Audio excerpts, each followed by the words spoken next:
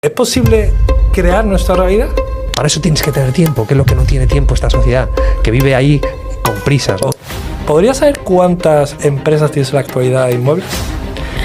Pues mira, me decían, mi carrera no va de cuántas empresas tengo o cuántos inmuebles o cuánto dinero tengo, porque el dinero, las empresas y el patrimonio no es lo relevante para mí. Lo relevante para mí es mi familia, mi calidad de vida y saber que yo mañana puedo no estar aquí, pero sé que mientras he estado dando lo mejor. Y eso es lo que el rico tiene, esa ilusión, esas ganas de querer crear, de querer hacer cosas, que eso lo aprendí de los ricos.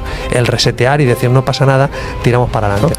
Realmente el rico no termina de jubilarse porque está inmerso en proyectos bonitos, ¿no? El rico no quiere nada a su nombre.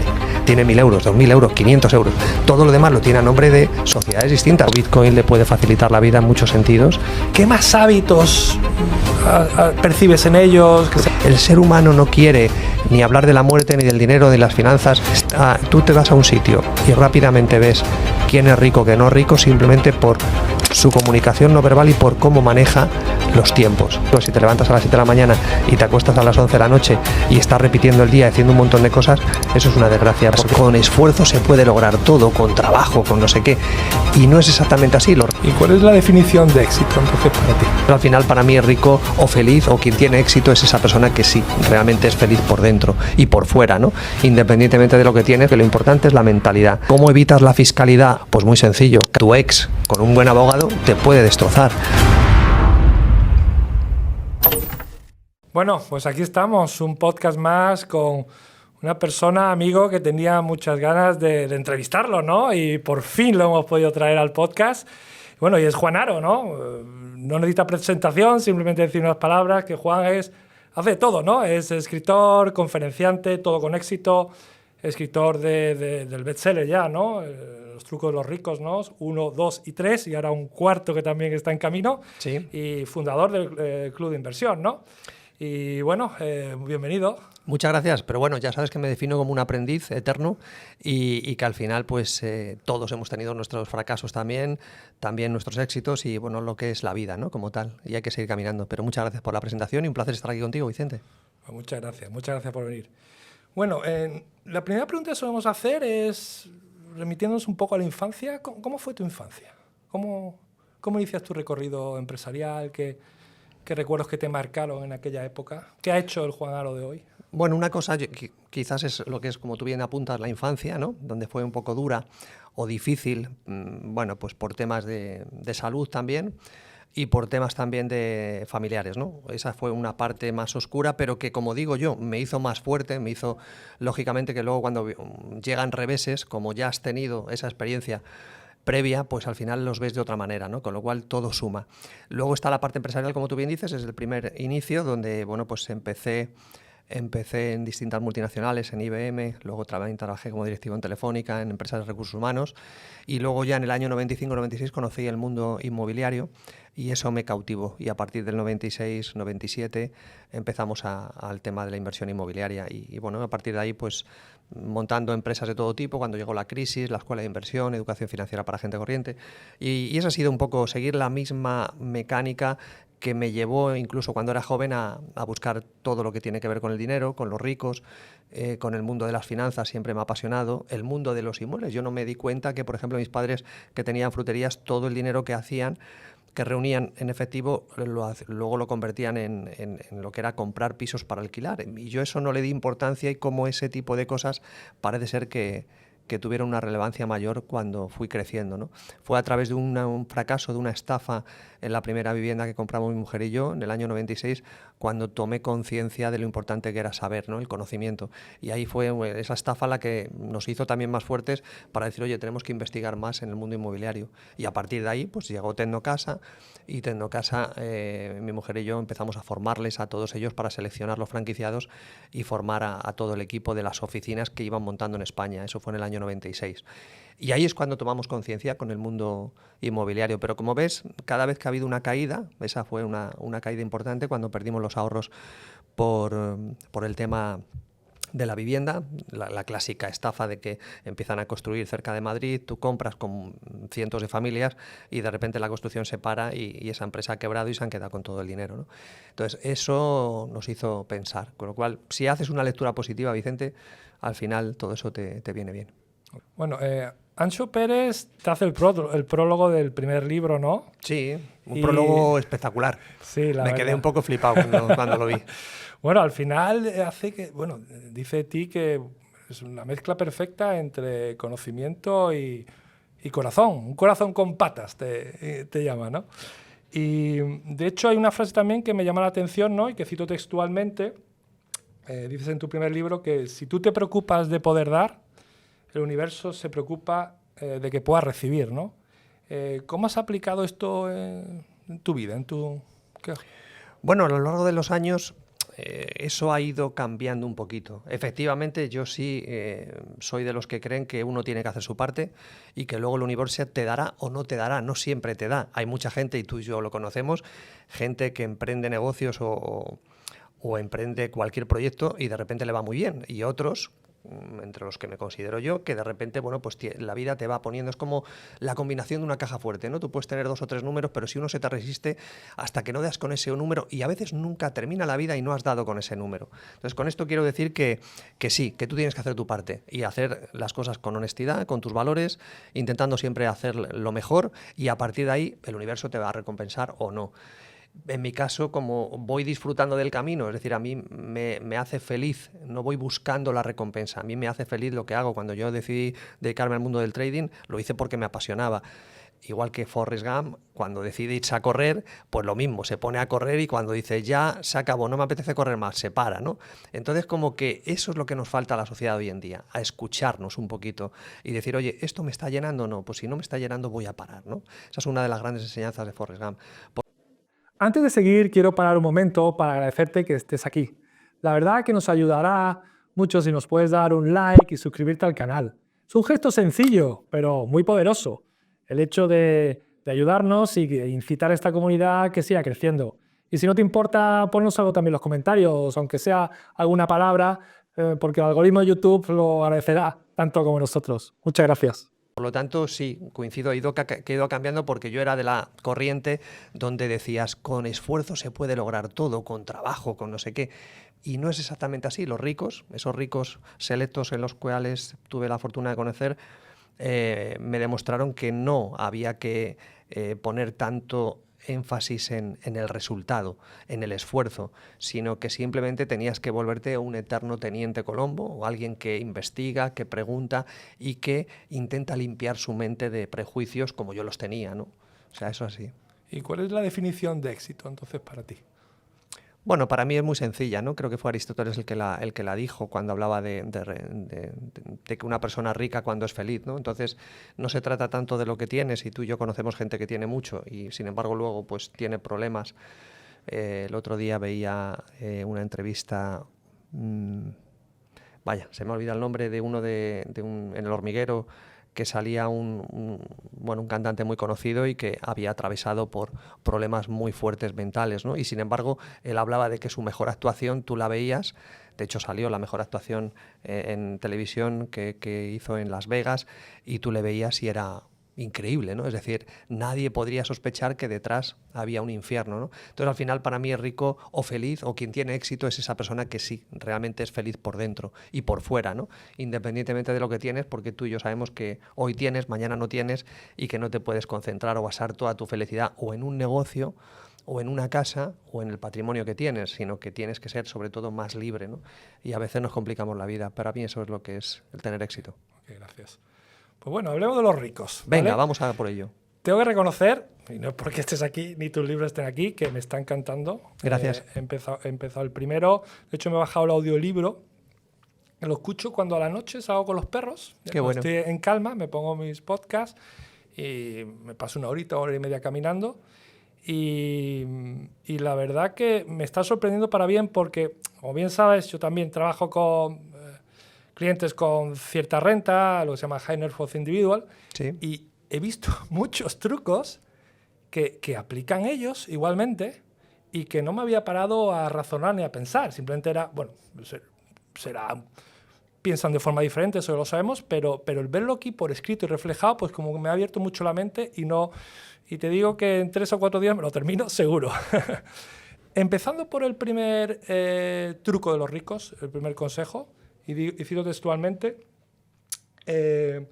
los ricos no ponen a su nombre ni activos ni propiedades. ¿Cuáles serían los pasos a seguir para alguien que tenga ahora mismo bienes activos a su nombre y quisiera salir del sistema, por así decirlo? Bueno, yo creo que no hace falta salir del sistema como tal, ¿no? Es decir, una cosa es lo evidente, lo visible, es decir, algo que exista relación o coherencia entre tu estilo de vida y los ingresos que tienes, y luego está todo aquello que tú quieres proteger.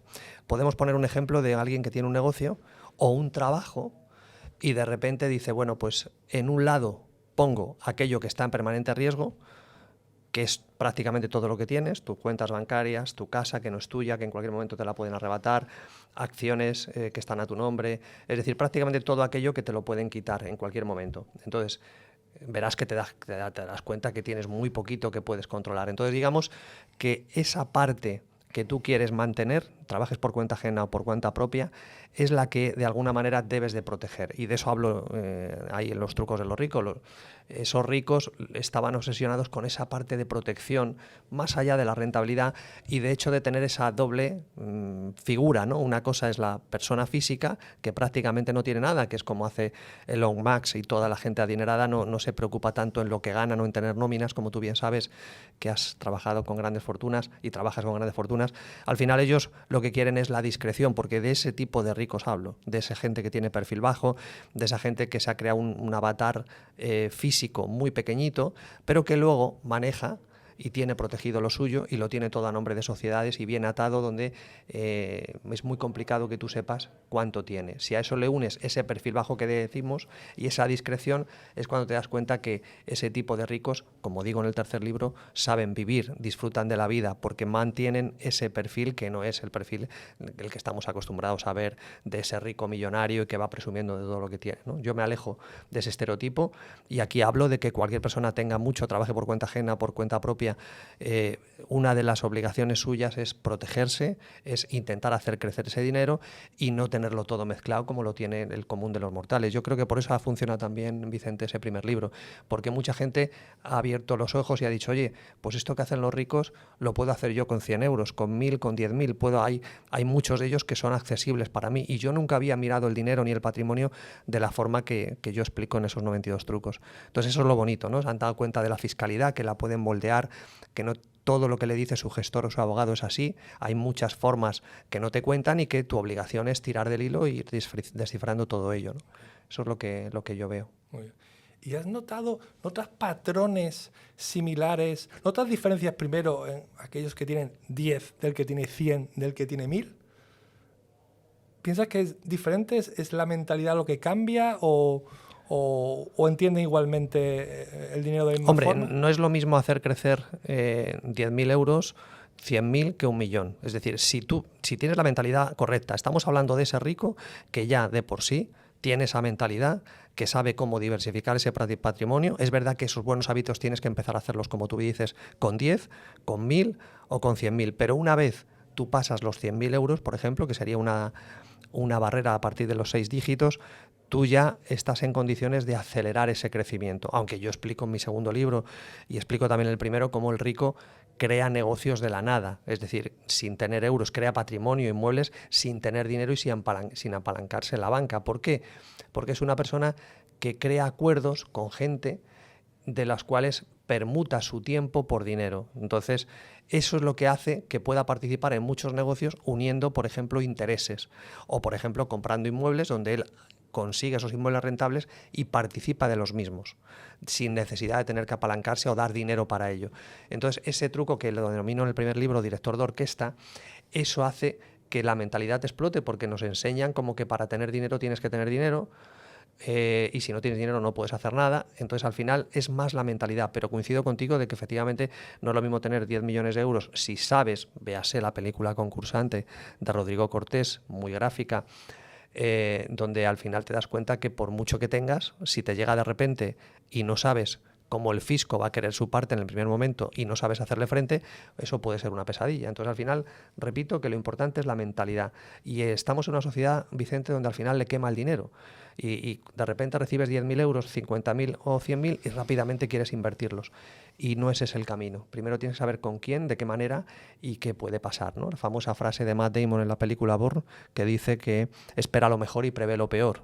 Entonces, no prevemos lo peor. Y entonces luego pasa lo que pasa, ¿no? Terminas perdiendo el capital. Claro. Y luego, como truco 2, dices también en el libro, ¿no? Sí. Bueno, que los ricos no pagan los mismos impuestos que el resto de los mortales.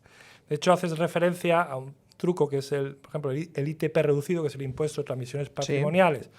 Sí. La compra de bienes, que, bueno, aplican un tipo diferente, saben cómo invertir el sujeto pasivo en el IVA, o sea, tienen diferentes trucos. ¿Qué me puedes contar en cuanto a esto? Por ejemplo, el ITP reducido, ¿cómo se podría hacer? Hay muchos ejemplos, sí, efectivamente. Digamos que el rico, entendiendo por rico cualquier persona que puede mantener, por ejemplo, una sociedad, ¿vale? Que tampoco tienes que... Una sociedad que está domiciliada en un centro de negocios o en tu casa. Bueno, aunque yo explico en el libro que no es bueno domiciliar las sociedades en tu casa, ¿no? Lo explico bien claro. Igual que tampoco es bueno tener la marca con la misma sociedad, la marca tuya como SL. Entonces, al final, el hecho de tener una sociedad es bueno para 1000 cosas. Por ejemplo, el rico, hablando de temas de propiedades y de ITP reducidos, el rico tiene la sociedad independientemente de que compre o venda inmuebles. ¿Por qué? Porque sabe que hay muchos gastos que tenemos a través de una casa, 2 casas o 3 casas que los puede meter por esa sociedad. Si además compras algún inmueble, efectivamente, dependiendo de la comunidad autónoma, te vas a bajar el ITP, que es el impuesto más importante que tiene la compraventa de segunda mano, lo vas a bajar de un 6 a un 2%, por ejemplo. Entonces ahí te ahorras un 4% importante. Si tienes un buen fiscalista, pues igual puedes hacer un montón de cosas más. Por ejemplo, tú vas a hacer una compra, un contrato típico de compraventa de una vivienda nueva, y si tú no lo quieres escriturar porque lo vas a vender a un tercero, ¿cómo evitas la fiscalidad a plazos? Pues muy sencillo, cambiando el tipo de contrato, no haciendo un contrato de compraventa. Tú hablas con el promotor y lo que haces es una entrega a cuenta donde tú estás haciendo una reserva. Entonces, al final hay muchos trucos como este del ITP reducido o la inversión sujeto pasivo, que lo has comentado tú brillantemente, donde hay mucha gente que podría aplicar la inversión de sujeto pasivo si tiene, por ejemplo, una empresa que se dedica pues, a la compra y venta de inmuebles. O puedes incluso, ¿por qué no? Y esto ya sé que no es políticamente correcto, podrías incluso meter muchos gastos de obras de tu casa o de cosas que vas a hacer que hay que, como dice mi socio Pedro, hay que vestir bien el muñeco. Es decir, una cosa es todo lo que yo estoy diciendo aquí, si tú lo comentas con tu asesor te va a decir, no es posible, y es verdad. Pero ¿cómo es posible? Vistiendo bien el muñeco, haciendo las cosas bien. Pero es verdad que el rico monta empresas no solamente por el ITP reducido, sino por el tema de inversión de sujeto pasivo, donde evitas tener que pagar IVA o ITP, con lo cual pagas 0% y es legal, pero tienes que saber cómo hacerlo y cómo tienes que, en caso de que venga cualquier tipo de inspección o cualquier tipo de sanción, cómo hacer un recurso para ganarlo. Y Juan, otro truco que me ha llamado la atención es el que denominas el de invisibilidad financiera del rico, ¿no? Sí, efectivamente. ¿Qué grado de invisibilidad se puede conseguir de forma legal? Bueno, pues efectivamente, una de las cosas que me llamó la atención de los ricos, como hablábamos antes, era eso, ¿no? Es decir, que lo que hablábamos de los 2 avatares, el avatar primero, el principal, donde está la información que yo quiero mostrar, y luego todo lo demás a nombre de sociedades. Dentro de las sociedades hay distintos niveles, es decir, tú puedes empezar con el primer nivel, donde tú dices, yo tengo una sociedad adquirida, que es de lo que comento el truco 12, que fue un truco que a mí personalmente me salvó la vida porque me encontraba en un lado donde debía dinero a la banca y el sistema te expulsaba. Por el momento que tienes un acreedor, una deuda importante con la banca, eso crea un efecto dominó donde todos los bancos dejan de... es decir, son cómplices de esa deuda y en el momento que tú tienes algo a tu nombre, pues tienes que pagar con esas deudas presentes y futuras de tu patrimonio, ¿no? Hasta que finaliza esa deuda que sigue creciendo, ¿no? Entonces al final estaba atrapado en ello y este truco 12, como decíamos, hablando de la invisibilidad con tu pregunta, me permitió conocer cómo los ricos dirigían empresas, incluso teniendo deudas que habían intentado, no porque fuesen perversos y no quisieran pagar las deudas, no. Lo que pasa es que a veces cuando quieres negociar una deuda con un banco o con quien sea, esa persona se quiere aprovechar de ti y tú debes 3 y te quiere quitar 8. Entonces eso no es justo. Y ahí es donde el rico se protegía a través de esa invisibilidad que tú me preguntas de las empresas. Por supuesto que esa invisibilidad tiene, lógicamente, fases, como decía. La primera puede ser esa, donde tú tienes una empresa que has adquirido, no que has creado, que es inactiva y donde tú puedes tener un 80 y un 20%. Ese sería el primer nivel. El segundo nivel es cuando tú ya tienes menos de un 25% para no aparecer en la acta de titularidad real. Otro nivel mejor. El tercer nivel podría ser, o de hecho es, cuando tú esa empresa que tú tienes adquirida es la que compra participaciones de otra adquirida, con lo cual ya no hay una persona física detrás. Por lo tanto, es otro nivel más de invisibilidad. Y luego ya los últimos sería cuando esa segunda empresa que hemos dicho, la primera nombre de persona física, la segunda nombre de personas jurídicas, pues participa de otras o adquiere otras empresas también internacionales. Más allá de lo que es el trust y otras figuras que existen, muy, muy importantes, sobre todo en Europa, para que esa invisibilidad sea total, ¿no? Entonces, aquí esta es una de las mejores maneras y formas, porque si tú o yo tenemos deudas en esas empresas adquiridas que acabo de comentar, cualquiera de ellas, pues te permite que ese patrimonio sea intocable. Luego hay trucos también muy interesantes donde tú tienes que saber que al ser 2 o más de 2 los titulares de esa sociedad, en caso de que vayan a por uno de ellos, pues el otro tiene un derecho de tanteo retracto para comprar sus participaciones antes de que se las embarguen. Entonces, hay muchos trucos durante el camino que permiten que la persona que se vea amenazada pues pueda no perder su patrimonio, ¿no? Pero digamos que eso es lo que yo aprendí de los ricos, precisamente cómo la responsabilidad la cedían, porque si tú, por ejemplo, directamente eres quien tienes todo a tu nombre, ¿qué pasa? Que la responsabilidad es tuya de todo. Entonces, si tú tienes un inmueble que vas a alquilar o tienes un negocio, ¿no? Luego hablaremos de los autónomos, pues al final tú eres responsable de todo. Entonces, si un cliente te denuncia o un acreedor te denuncia o un banco o quien sea, vas a tener que responder tú. Mientras que si es una sociedad, si el administrador ha actuado de forma lícita, pues ahí tienes una escapatoria muy grande para evitar cualquier problema que se desmadre, ¿no? Entonces, eso es lo que aprendí. Responsabilidad, protección, rentabilidad, y eso es lo que hace que el rico prefiera siempre ese anonimato, esa invisibilidad que tú preguntabas. Claro. Invisibilidad y también privacidad, ¿no? Porque Sí. el rico, por lo que leo, domina su ego, ¿no? No es de enseñarse ese deportivo que se ha comprado, intenta enseñar el registro mercantil, mira cuántas sociedades tengo a mi nombre, ¿no? Intenta un poco minimizar eso, ¿no? Llevar una... Eso es. Ese grupo de ricos que yo hablaba es la antítesis de ese estereotipo de otros ricos que salen y aparentan. Ese no me interesa porque ese tiene todas las papeletas para que al final tenga problemas, ¿no? Con el fisco o con quien sea, ¿no? Yo en el libro hablo de 3 lobos, que son Hacienda, Seguridad Social y Banca, pero no tenemos que ver estos 3 lobos nada más. Cualquier persona, tu ex, con un buen abogado, te puede destrozar. Entonces es bueno que tú conozcas estos trucos porque puede ser un vecino que dice que tú le rayas el coche o que puede ser quien sea y va por ti. Entonces, ¿cómo lo tienes blindado ese patrimonio, ¿no? ¿Cómo lo tienes bien? Esa privacidad que tú dices. Tú puedes conducir un Ferrari, pero ¿cómo está ese Ferrari? ¿A nombre de quién? ¿Lo has orquestado de tal manera que no aparezcas tú como propietario? Es decir, ese tipo de privacidad y de invisibilidad es lo que del rico me llamó la atención, porque yo no descubría lo que tenía hasta que me hice muy amigo de ellos al cabo de los años. Mientras tanto, podrías decir que es una persona cualquiera y corriente. Sin embargo, tenía 500 veces más patrimonio de lo que pueda tener aquí un montón de gente que vive en Marbella, por ejemplo. Pero eso tú no lo ves y no lo sabes, porque no quiere que se sepa y tiene mecanismos para que tú no lo puedas averiguar. Y eso es lo que he trasladado yo en los libros, esos mecanismos sencillos para que la persona de a pie, independientemente de lo que gane, pueda empezar a imitar esos movimientos y si le gusta la privacidad, como a ti y a mí, pues pueda empezar a hacerlo de esa manera, ¿no? Claro. Vamos, que un rico no se daría de alta como autónomo, no facturaría como autónomo, ¿no? Por lo que veo, ¿no? Puede facturar como autónomo porque se lo dice su asesor, pero seguramente facturará un 3% o un 5% de todo lo que gana. Eso es así. El otro 97 o 95% lo hará de otra manera. Ok. Y una pregunta siempre, ¿es posible, me ronda, y bueno, es bastante recurrente, ¿es posible comprar inmuebles en España a nombre de sociedades extranjeras? ¿O complica todo más de lo normal? Sí, se puede hacer, lo que pasa que muchas veces es mejor hacerlo. Es como lo del tema de la devolución de IVA o es como el hecho de tocarle las narices a Hacienda, ¿no? Es decir, siempre es bueno pagar. Hay mucha gente que va a decir, no, es mejor no pagar, no, es mejor pagar y hacer las cosas muy bien que el hecho de intentar como tú dices, la gente que se va a Andorra, la gente que monta empresas fuera y sin embargo sigue siendo residente aquí. Entonces, si tú estás haciendo operaciones inmobiliarias y tienes las empresas fuera y estás haciendo esas operaciones y al final se descubre que hay una vinculación contigo, pues ahí te pueden acusar de que efectivamente no se están haciendo las cosas bien, o que no es que no se estén haciendo bien, simplemente que Hacienda quiere siempre su parte.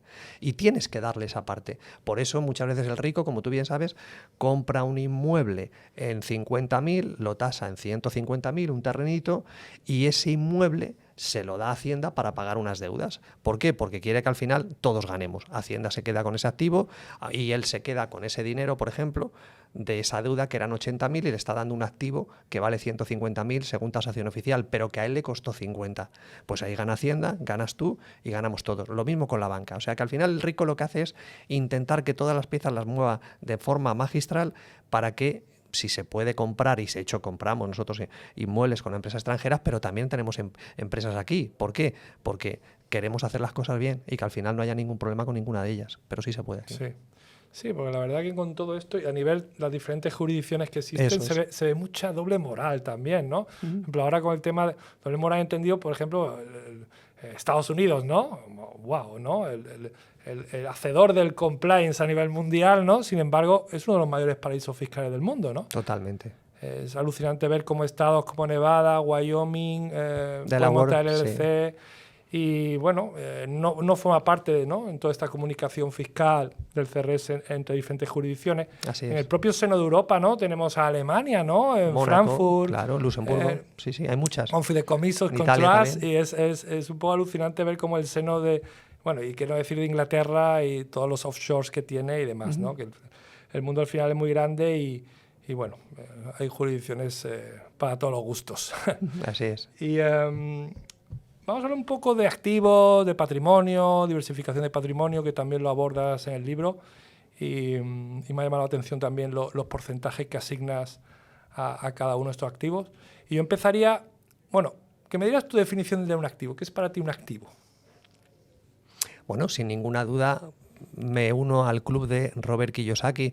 Un activo es aquel que pone dinero en tu bolsillo, ¿no? Es decir, punto. Y todo lo demás son pasivos. Hay mucha gente que tiene muchos activos y que son cocodrilos, son pasivos. Él cree que son activos porque dice, bueno, mi patrimonio me lo engorda, ya, pero el coste de oportunidad y el coste de mantenerlo es absurdo, y si a eso le quitas la inflación y le quitas todo, al final estás perdiendo dinero, ¿no? Entonces al final hay que tener mucho cuidado con ese concepto de activo, pero activo es todo aquello que te pone dinero en tu bolsillo, sin ninguna duda. Y define también cocodrilo, que lo he visto muy recurrente en el libro también. Sí, en Cocodrilo hablo en el primer libro, pero también hablo en el tercero, en el truco de la balanza imaginaria, ¿no? En la balanza imaginaria, la filosofía del rico es que empieza a ver una serie o ve una película o empieza a leer un libro, y si no le engancha desde los primeros 20 o 30 minutos, pasa al siguiente. Es lo mismo con los negocios. Mientras uno rico tarda 5 años o 6 o 7 en buscar que el negocio sea rentable, el rico le da 3 años. Si en 3 años no le está dando una rentabilidad alta, lo que hace es venderlo o cerrarlo o delegarlo al 100%. Entonces, esa filosofía de esa balanza imaginaria, que es el tiempo que tú pones, el esfuerzo, el dinero, la energía, la emoción, que tú pones en algo, en lo que sea. Cuando tú me hablas de cocodrilos es la antítesis, es decir, si el retorno no es positivo, si yo estoy con una relación de cualquier tipo, de amor o de socios o de amigos, y la balanza imaginaria, es decir, aquello que yo pongo y el retorno que yo obtengo no es netamente superior, automáticamente la corto, ¿no? Esa frialdad que yo vi en los ricos a la hora de esto que estoy diciendo, de los entornos, de lo que es la balanza imaginaria, para ellos todo lo que no sea eso es cocodrilo. Es decir, aquello que te quita tiempo, aquello que te quita esfuerzo, dinero, energía o emoción, cualquiera de esas variables, de esas 5 variables, significa que es un cocodrilo. Y por tanto tienes que ir deshaciéndote de ellos. Porque al final todo eso redunda en tu patrimonio, en tu calidad de vida, en tu bienestar. Entonces eso me llamó poderosamente la atención, mucho.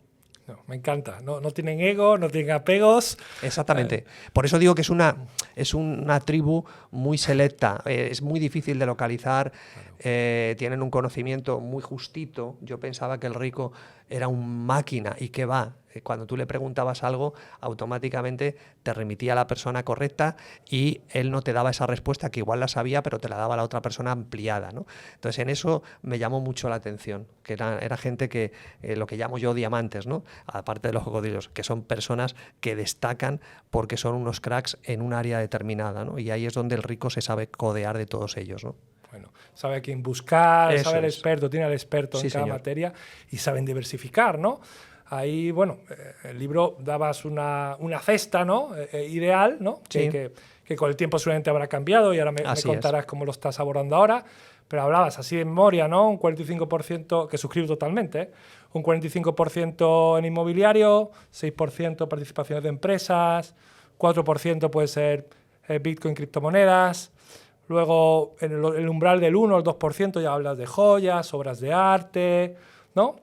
¿Qué piensas ahora de esa definición del primero y si has cambiado algo, algún porcentaje? Claro, ese libro es del 2019, ya han pasado 5 años, el primero, efectivamente, y luego yo también, mi expertise asesorando a gente que tiene patrimonio, pues está viendo las tendencias. No hay que olvidar que no es lo mismo la situación geopolítica de lo que era el 2019 a lo que es el 2024. Estamos viendo, y esto no es una impresión mía, estamos viendo una realidad. Tú hablas de la privacidad. ¿Por qué a la gente le interesa tanto la privacidad? ¿Le interesa tanto el anonimato? ¿Le interesa proteger lo que tiene? ¿Por qué le interesa los ricos? Porque se están dando cuenta que antes confiaban en papá Estado, en mamá banco o en la empresa y ven que no les están solucionando nada, que tienen que escoger ellos el control de sus vidas. Entonces, por ese motivo he visto grandes cambios donde la gente rica y no tan rica, todo su patrimonio lo va dividiendo de otra manera. Por ejemplo, el efectivo, me estoy dando cuenta que ya está por encima del 10%. Es decir, antes era apenas un 1, un 2, un 3, pero en vista de lo que veo va habiendo cada vez más impuestos, más control, más leyes, como ahora que cuando te vas a un hotel tienes que dar más de 40 datos personales. Entonces, la gente se está quemando y eso hace que la gente mime más lo que tiene, ¿no? No se lo deje al Estado. Por lo tanto, los porcentajes ahora te podría decir que han cambiado en inmuebles un 30%, en efectivo en un 10 o superior, inversiones o joyas, un arte un 7%, en oro un 8%, Wow. ha crecido también, Bitcoin un 15 o más, Wow. cada vez más veo más gente que cambia su patrimonio y lo deja bien atado a su familia a través de servicios de custodia, como tú bien conoces, y estoy viendo que cada vez ese porcentaje es mayor. Empresas un 20% también ha subido y luego mercados financieros un 11%, ¿no? La suma de todo eso hace un 100%. Pero esos son un poco los valores que yo voy viendo en este año que acaba ahora, de cómo la gente va, y esto es válido para cualquier persona que, repito, me da igual si trabaja por cuenta ajena y estos valores son más pequeños, pero eso es lo que va haciendo el rico para proteger lo que es suyo mediante esos porcentajes en diversificación. ¿Joyas y diamantes lo mantendrías? Digo porque cuando le dije a mi esposa esta diversificación, te lo dije, y además tendría que ser hasta más, Exactamente, ¿no? exactamente. Entonces, sí, esto tiene que ver mucho con tu forma de ser, ¿no? Sí. Es decir, con dónde quieres. Ten en cuenta que el problema de las joyas o de diamantes, como con el oro físico, es el tema de la hora de transportarlo. Claro. Eso tú lo tienes ya con el Bitcoin, por ejemplo, o con el efectivo también muchas veces y sabes cómo hacer llegar, ¿no? Hay una película muy buena canadiense donde explica cómo a través de un atraco de un furgón, un repartidor se hace con un montón de millones de dólares canadienses y cómo esa persona, sin moverse de ahí, es capaz de sacar todo ese capital y tenerlo a través de una ONG, llevarlo a Suiza, ¿no? Entonces hay muchos mecanismos. Cuando tú ya tienes un capital importante, verás que hay muchos mecanismos que a ti te van a sorprender, igual que a mí, de lo fácil que es todo, ¿no? Cómo es fácil abrirte unas cuentas bancarias, cómo es fácil... Con esto no hago apología de ello, no digo que haya que hacerlo, pero te quiero decir que hay muchos actores y muchos cómplices, bancos, empresas del IBEX, que también hablo de ello en el libro, donde al final todos son cómplices de que, como tú bien decías, con los países, ¿no? Efectivamente es curioso que Estados Unidos, Europa, hable en contra de los paraísos fiscales cuando ellos también tienen en su jurisdicción. Pues lo mismo pasa con el mundo del dinero, con el mundo de la banca, con el mundo de todo esto, ¿no? Al final se ponen leyes para intentar garantizar la seguridad del ciudadano y es todo una hipocresía muy grande, ¿no? Claro. Y respecto al inmobiliario, ¿cómo Sí. estáis abordando ahora precios locos? Bueno, aquí, si cruzamos la esquina, Alfredo lo sabe bien, Sí. estamos teniendo precios de 30.000 euros metro cuadrado. Sí. Bueno, primera línea, lujo. ¿Esto crees que se va a mantener mucho más? No tenemos la bola de cristal, por supuesto, pero ¿cómo estáis viendo un poco todo este movimiento de precios altos ya en el inmobiliario? Bueno, pasó desde la pandemia, donde se producen situaciones un poco locas, ¿no? Donde todo el mundo creía que el sector inmobiliario en la época de la pandemia, o que la economía o la bolsa iba a caer, y sin embargo todo se va sujetando de forma artificial, ¿no? Es decir, ha habido crisis y lo que es el tema de la impresión del dinero, como tú bien sabes, de forma constante, hace que todo esto se sujete de forma artificial. El tema del valor del inmueble, como digo yo siempre, la llave la tiene la banca, y en el momento que la banca diga que aquí se acabó, lo que pasa que estamos viendo como ahora recientemente han bajado los tipos de interés y parece ser que el 2025, a pesar de lo que está pasando en Irán y en otros sitios, que eso también afecta a la macroeconomía, al final todo eso influye en los resultados que vayan a haber futuros.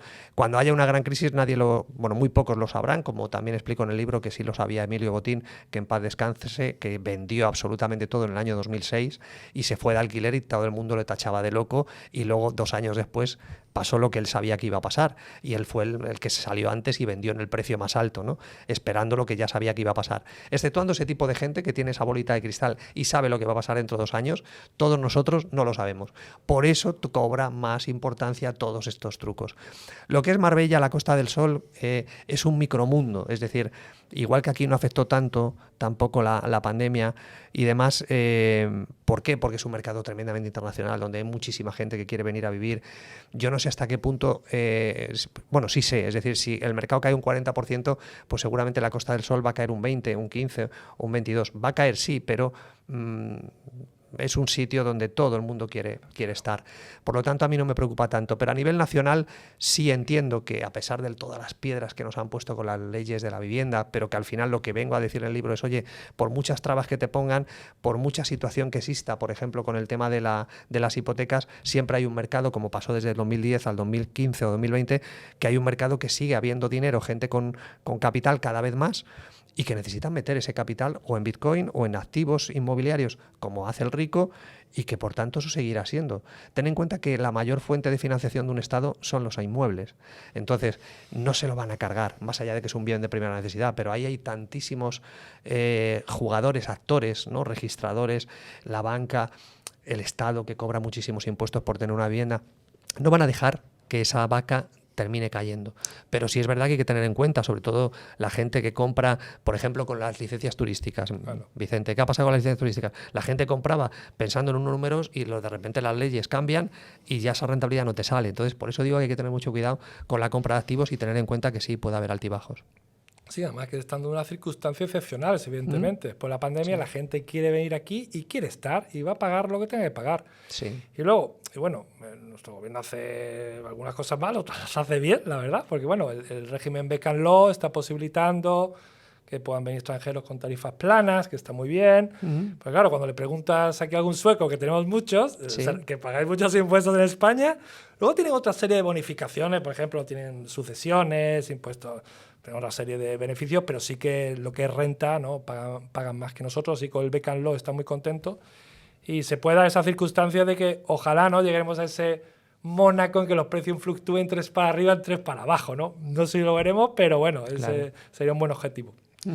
Y bueno, asesores, abogados, te gusta rodearte siempre de los mejores, gente que siempre sabe mirar el derecho en su amplitud. Y bueno, no sé qué experiencias has tenido en ese recorrido, que me puedes contar un poco. Bueno, como todos, es decir, al final las personas que brillan pues son pocas, y esas personas, como digo yo, no te van a contar las cosas hasta que tú no te haces amigos de ellos. Es decir, como yo digo también, oye, tienes que trabajar con 4 o 5 bancos y tienes que hacerte amigos de ese director, aunque lo van a cambiar seguramente o lo cambiarán, pero tienes que lograr esas relaciones. ¿Por qué? Porque cuando vaya a pasar cualquier cosa te van a avisar a ti primero.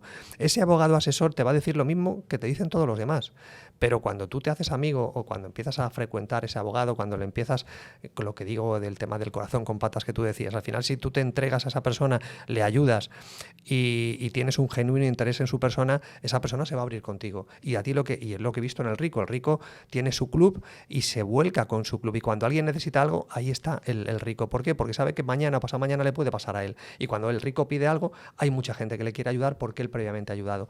Pues lo mismo con los asesores. lo mismo, porque son responsables subsidiarios de lo que te pase a ti y por eso no te van a decir nada que se salga de lo normal. Pero luego también digo en el libro que hay famosos como Belén Esteban, y pongo muchos nombres y apellidos de gente que dicen, vamos a ver, una cosa es lo que dice la ley y otra cosa es lo que yo puedo hacer. Si yo me salto la ley y, por ejemplo, no declaro las cuentas anuales, como Belén Esteban y otros que dicen no lo declaro y no pasa nada. ¿Por qué no pasa nada? Porque juegan con las probabilidades y dicen igual me pillan, igual no me pillan, pero aunque me pillen, la multa me es ventajoso porque evito decir a la gente cuánto ganan mis negocios o mis empresas.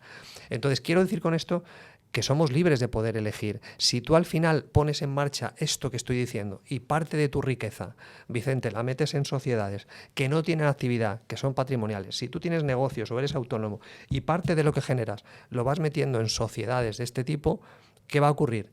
Que lógicamente cualquier sanción la verás con otros ojos. ¿Por qué? Porque ¿dónde van a atacar esa sanción? En la empresa o a ti como autónomo, que tienes un movimiento limitado, pero toda la demás riqueza te la estás llevando y la estás protegiendo, la estás pasando a Bitcoin sabiendo cómo hay que hacerlo para evitar que te lo embarguen, y así con todo lo demás, los inmuebles, las sociedades adquiridas. Es decir, empezando a tener una cuenta, por ejemplo, fuera de España, cada vez más gente que lee mi libro pues se pone como destino de donde va la nómina a un banco extranjero. ¿Por qué? Pero si los impuestos lo vas a pagar igual, si lo has declarado. ¿Por qué? Porque es más difícil meterle mano a una cuenta en un IBAN extranjero que en un IBAN español, que es fácilmente que te lo embarguen por cualquier cosa, cualquier impuesto que dicen que no has pagado. De repente sí lo has pagado, pero tú para recurrir primero tienes que pagar. Entonces, esto cada vez la gente se quema más y buscan alternativas legales, como estas que digo, para proteger lo que tienen de ellos. Por lo tanto, totalmente alineado con ello.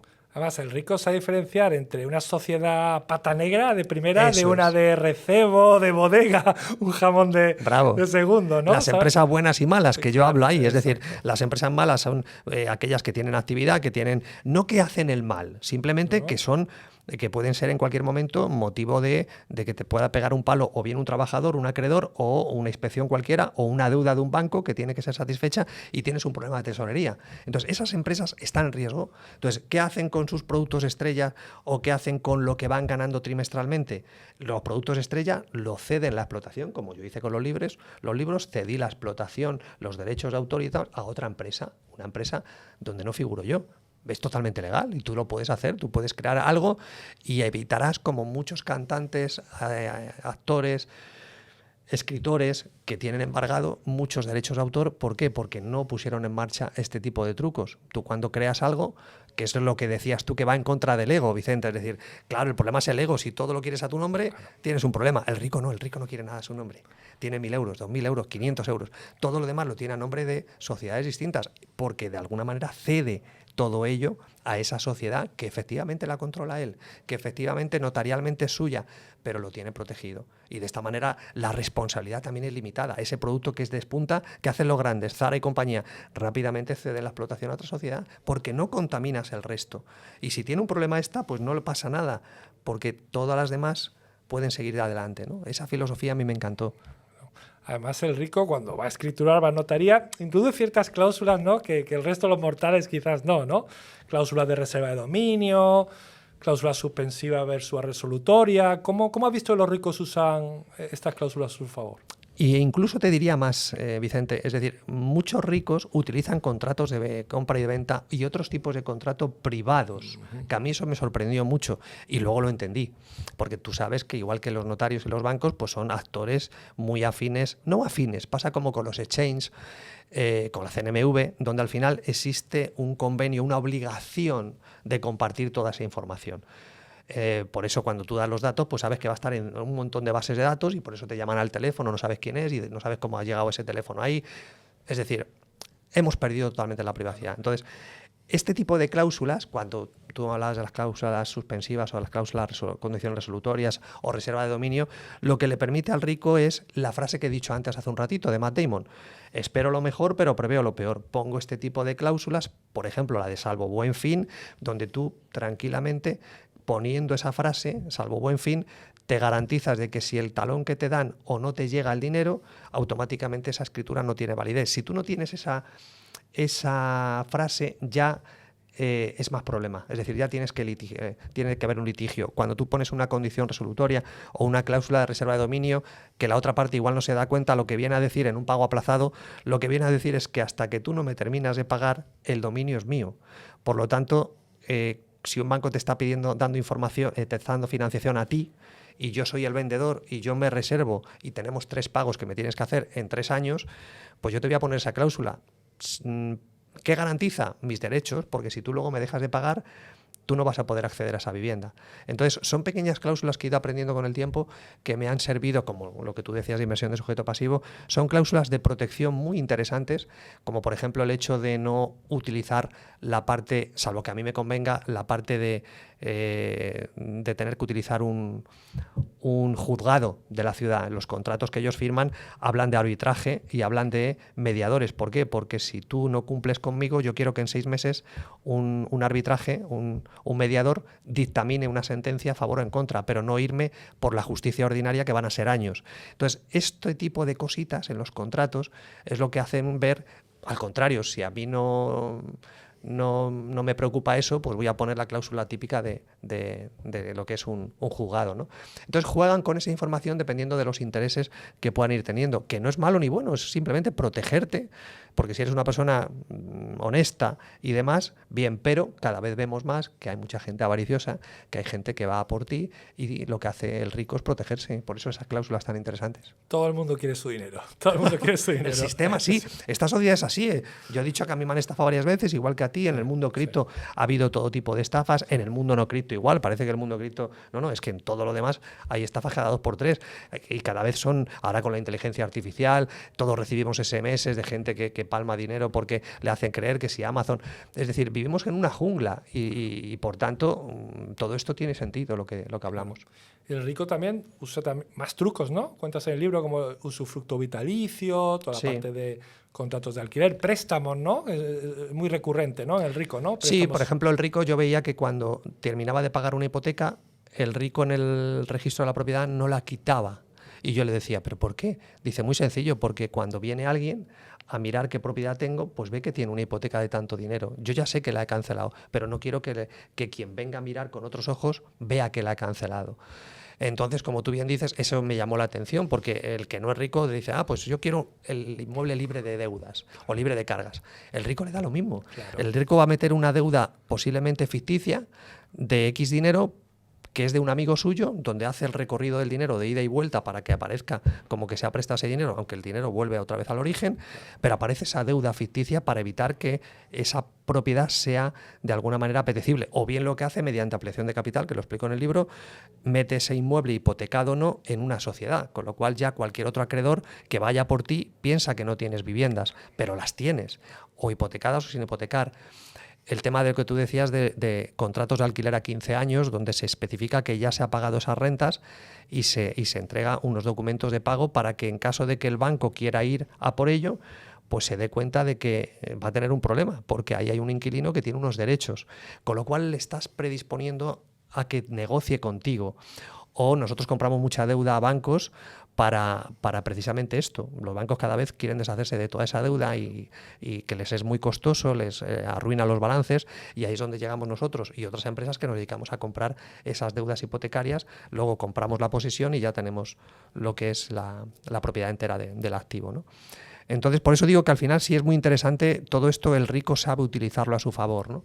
Y sí hay muchas formas, usufructos a nombre de persona menor, es decir, lo que hace un buen abogado o un buen rico es eso, ¿no? Saber qué piedras tiene que poner para desgastar a la otra parte y que luego llegues tú y puedas hacerte con esa propiedad que te iban a quitar. Sí, a mí llamó también mucho la atención. Al rico no le importa tener un hipotecón de primera carga o una segunda carga. Eso es. Pero luego tiene algún problema en el tráfico jurídico, que siempre surgen problemas y si alguien le quiere demandar es un buen elemento disuasorio a la hora de poner. Dice, bueno, ¿qué me voy a si sale este activo a subasta, tengo que pagar al banco, al otro banco, ¿qué me voy a llevar yo, no? Así es. Entonces, bueno, piensan de forma diferente. Totalmente. Es obvio. Y bueno, pasemos también, decía Benjamin Franklin, ¿no? Sí. Y digo textual, ¿no? También, ¿no?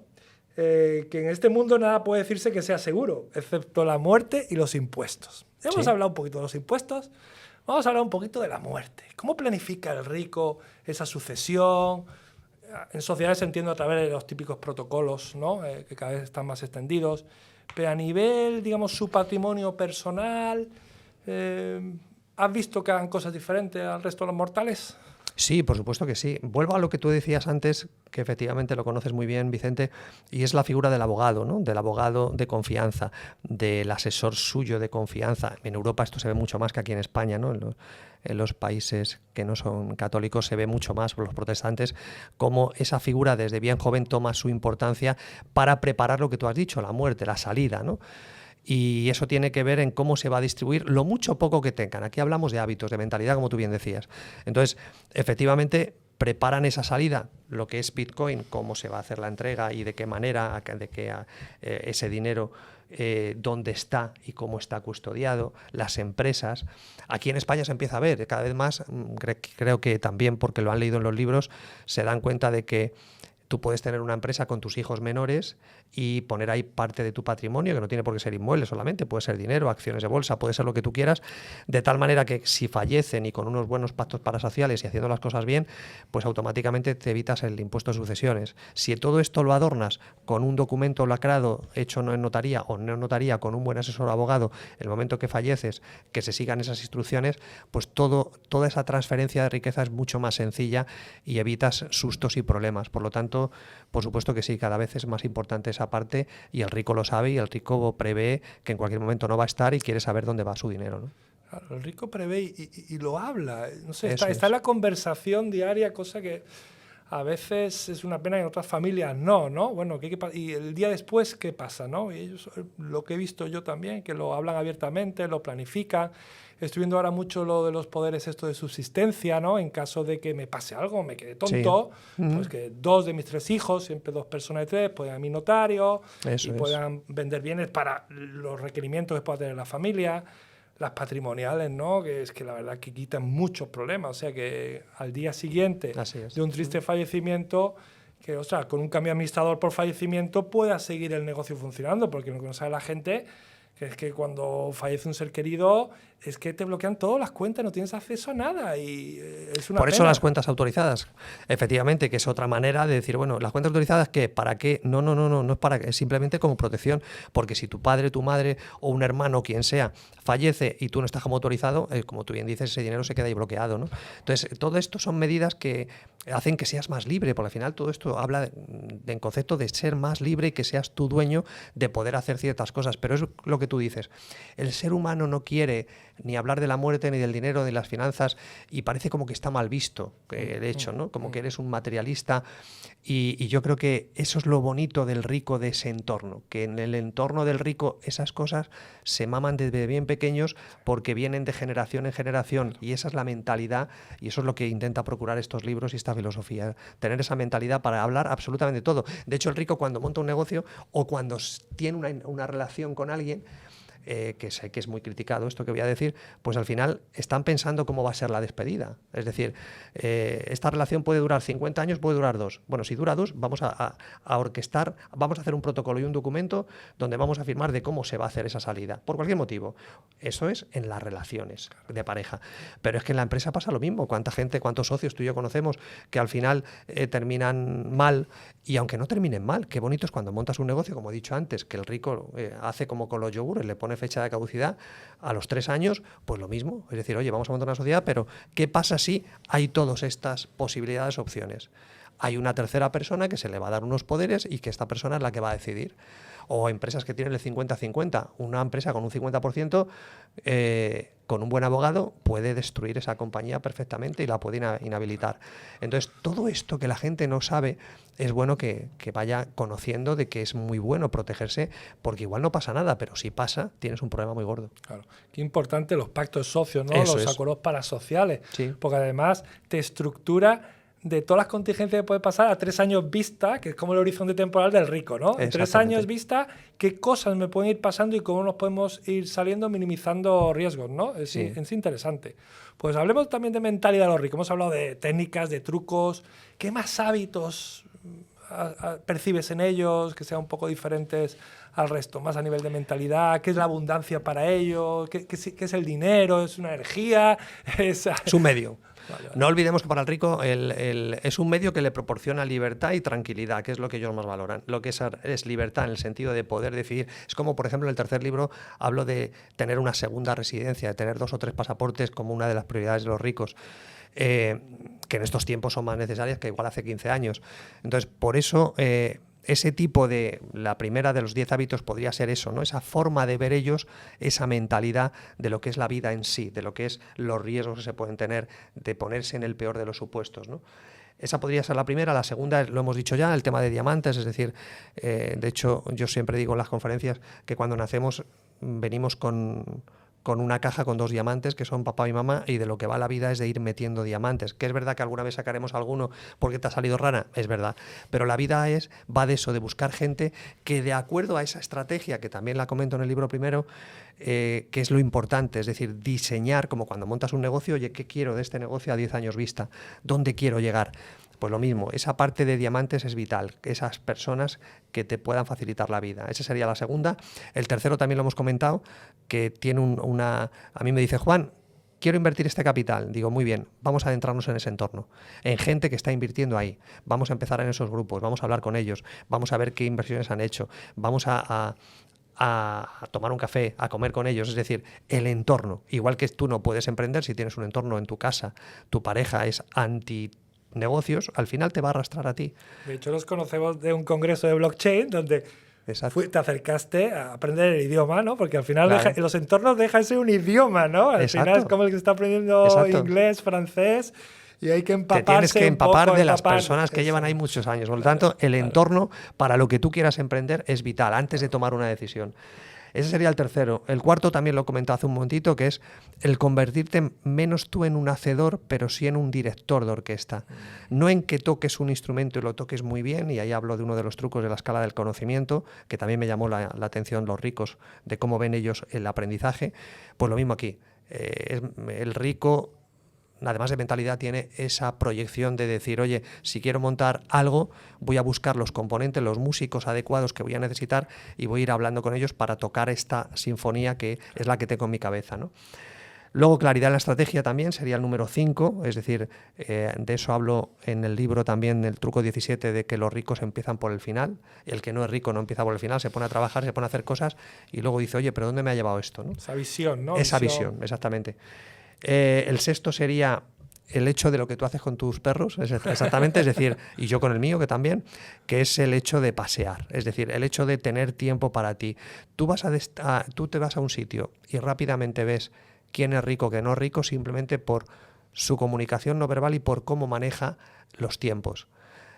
Una persona que hace muchas cosas y no tiene tiempo para sí. Otra cosa es, que lo hablo de aquí, de lo que es la agenda inventada, que es uno de los 100 trucos. Una cosa es lo que, igual que con la doble identidad o la triple identidad, una cosa es lo que yo quiero aparentar y otra cosa es la realidad, donde yo me guardo parcelas todos los días de hecho, los grandes descubrimientos, los grandes negocios, las grandes ideas vienen en periodos, como me pasa a mí, de grandes quiebras o situaciones donde de repente tienes mucho tiempo y ahí es cuando aparecen la claridad de ideas. Si tú, la mayor desgracia que yo digo, si te levantas a las 7 de la mañana y te acuestas a las 11 de la noche y estás repitiendo el día haciendo un montón de cosas, eso es una desgracia. ¿Por qué? Porque no das cabida a lo que el gran Nicolás Taleb hablaba de extremistán, que es donde pasan cosas.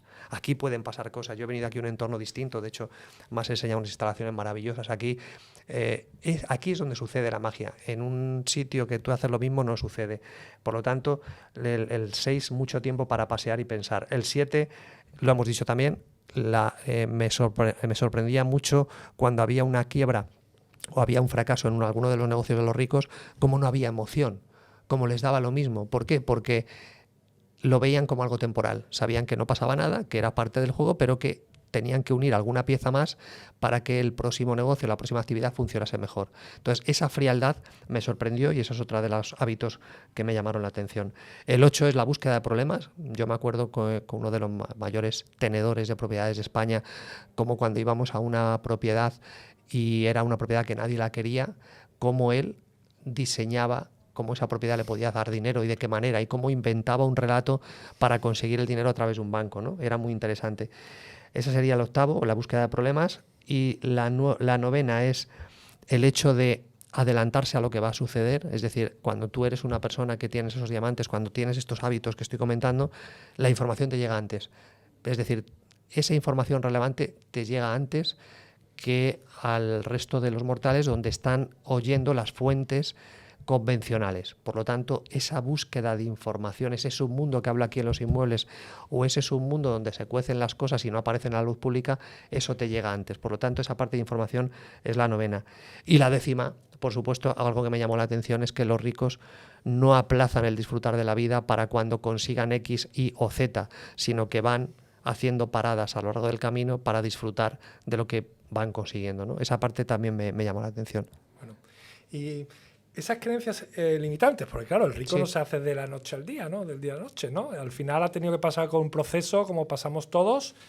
Y en tu caso personal, ¿tú cómo has enfrentado creencias limitantes, cosas que has podido escuchar de tu entorno? ¿Cómo crees que también el rico los afronta, ¿no? ¿Cómo va generándose esa mentalidad con el paso del tiempo?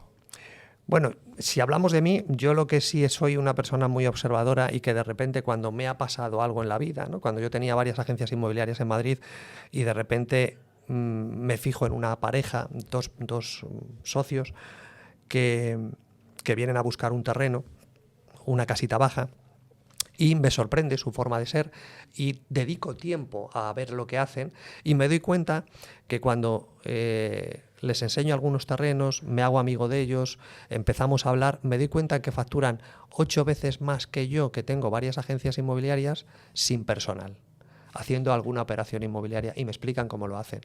Entonces, ves, esto es como maneja el rico las situaciones, es decir, cuando son aprendices, cuando son observadores, cuando es gente que dice, oye, no tengo, de hecho, cuando hemos empezado la entrevista te he dicho, me quiero considerar más aprendiz que todo lo que haya o no conseguido, porque eso es malo para el ego. Si yo me convierto en alguien que cuando te he conocido te hago muchas preguntas, cuando intento saber cómo es tu mundo, dónde generas tú las actividades, cómo eres, eso me da a mí una ventaja competitiva. Entonces, esas creencias limitantes es lo que a mí me hacía daño. Cuando yo pensaba que yo, por tener muchas agencias inmobiliarias o tener mucha actividad o tener una actividad frenética, hacer operaciones, me creía que era el rey del mambo, me daba cuenta que si miraba un poquito más, me encontraba con personas que vivían mucho mejor y que al final no tenían igual personal, pero facturaban más y disfrutaban más de la vida. Entonces, al final, todas esas creencias, el hecho de eso que decíamos de las fuentes, ¿no? Me pasó con el tema con la dieta. Son ejemplos muy cotidianos, pero que permite contestar a tu pregunta. Es decir, si tú utilizas la fuente universal de información, pues te darás cuenta que aquellas personas que han conseguido cosas son muy criticadas. Me acuerdo cuando mi mujer y yo teníamos bastantes kilos de más, decidimos hacer una dieta de un libro que compramos y que se llamaba La Dieta Duncan, ¿no? Y yo sabía, cuando la probé, te hablo de que no conocía a nadie ese libro, yo la probé, la puse en marcha y me sorprendieron los resultados porque fueron duraderos durante varios años. Y yo le dije a mi mujer después, cuando vi que me funcionaba, le dije, a este tío antes o después le van a dar palos, porque aquello que funciona generalmente, lógicamente, es muy criticado.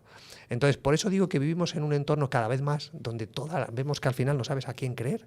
La manipulación constante, tus propias creencias de lo que es el dinero, de lo que es una sociedad patrimonial, que parece ser que eres un diablo, la gente que paga a muchos empresarios, que les dices, oye, que tú puedes pagar en efectivo, que tú puedes pedir un crédito a tu persona física, sacar un crédito, pagar con dinero en efectivo, tener una deuda con la empresa, que eso es bueno, que tengas una deuda con la... Entonces, hay muchas cosas que te han hecho creer que el pagar en efectivo es un delito, o tener dinero en efectivo en casa es un delito. Entonces, toda la información va encaminada a eso, a que no sepas, tengas un montón, que era tu pregunta, tengas un montón de creencias limitantes. Y esto lo que hacen los libros y lo que intento hacer yo es decir, oye, que a mí me pasa como a ti, que yo he tenido muchas creencias, que pensaba que esto era así, que de repente tenías una duda y el sistema te había expulsado y de repente puedes salir de diferentes formas airoso, a pesar de que tengas deudas con quien sea. La deuda no es mala, y ahí es donde aprendí a los ricos cómo manejaban la deuda, ¿no? Cómo utilizaban los inmuebles, cómo utilizaban los negocios para minimizar esa deuda y luego la terminaban haciendo muy pequeñita, ¿no?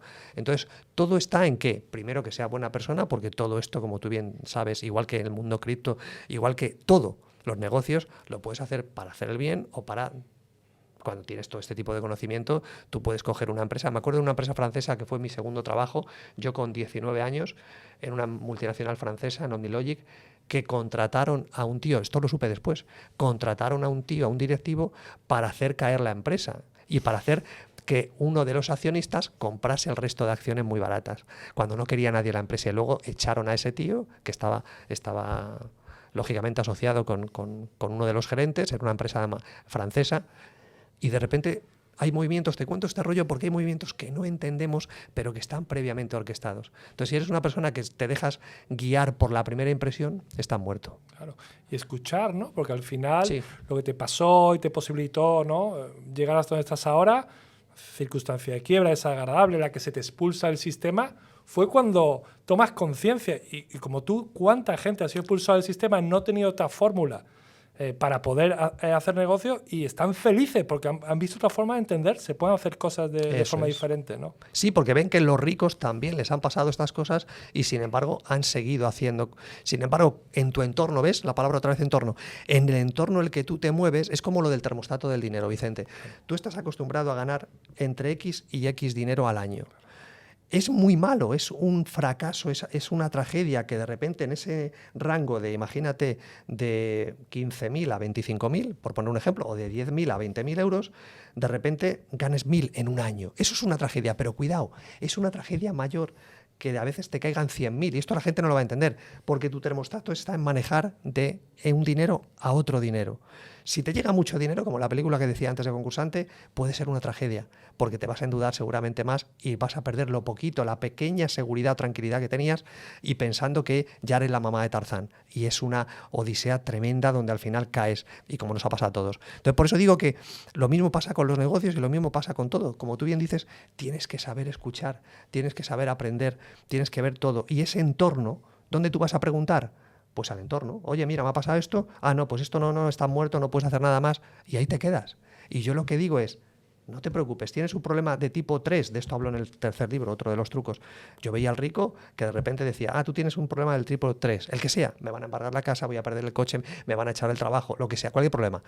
Un tema jurídico, un tema con un ayuntamiento, un tema, lo que tú quieras. Y de repente el rico catalogaba ese problema con un número y decía, ese es un problema tipo 4. Mira, ese problema tipo 4 lo sabe fulanito que ya por el tipo 9.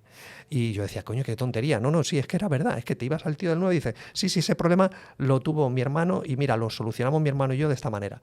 Y entonces, pero tienes que encontrar ese tío. Lo que no puede ser es que tú preguntes a gente que no ha tenido el problema y te lo intentes solucionar. Yo me acuerdo que me decían, cuando yo me dedicaba con ciertas personas a salvar el patrimonio que había en España de gente que la banca en los años 2012, 2013, que la banca iba a quitar el patrimonio porque tenían unas deudas hipotecarias y le querían quitar. Y me acuerdo que lidiábamos con abogados que te decían, es que esto se puede considerar un alzamiento de bienes. Y yo le decía, estoy de acuerdo. Digo, ¿me puedes decir en los últimos 6 años qué ejemplos has tenido tú de alzamiento de bienes por este tipo de operaciones? Y no habían tenido ninguno. Pero sí sabían que había habido algún caso en el pasado.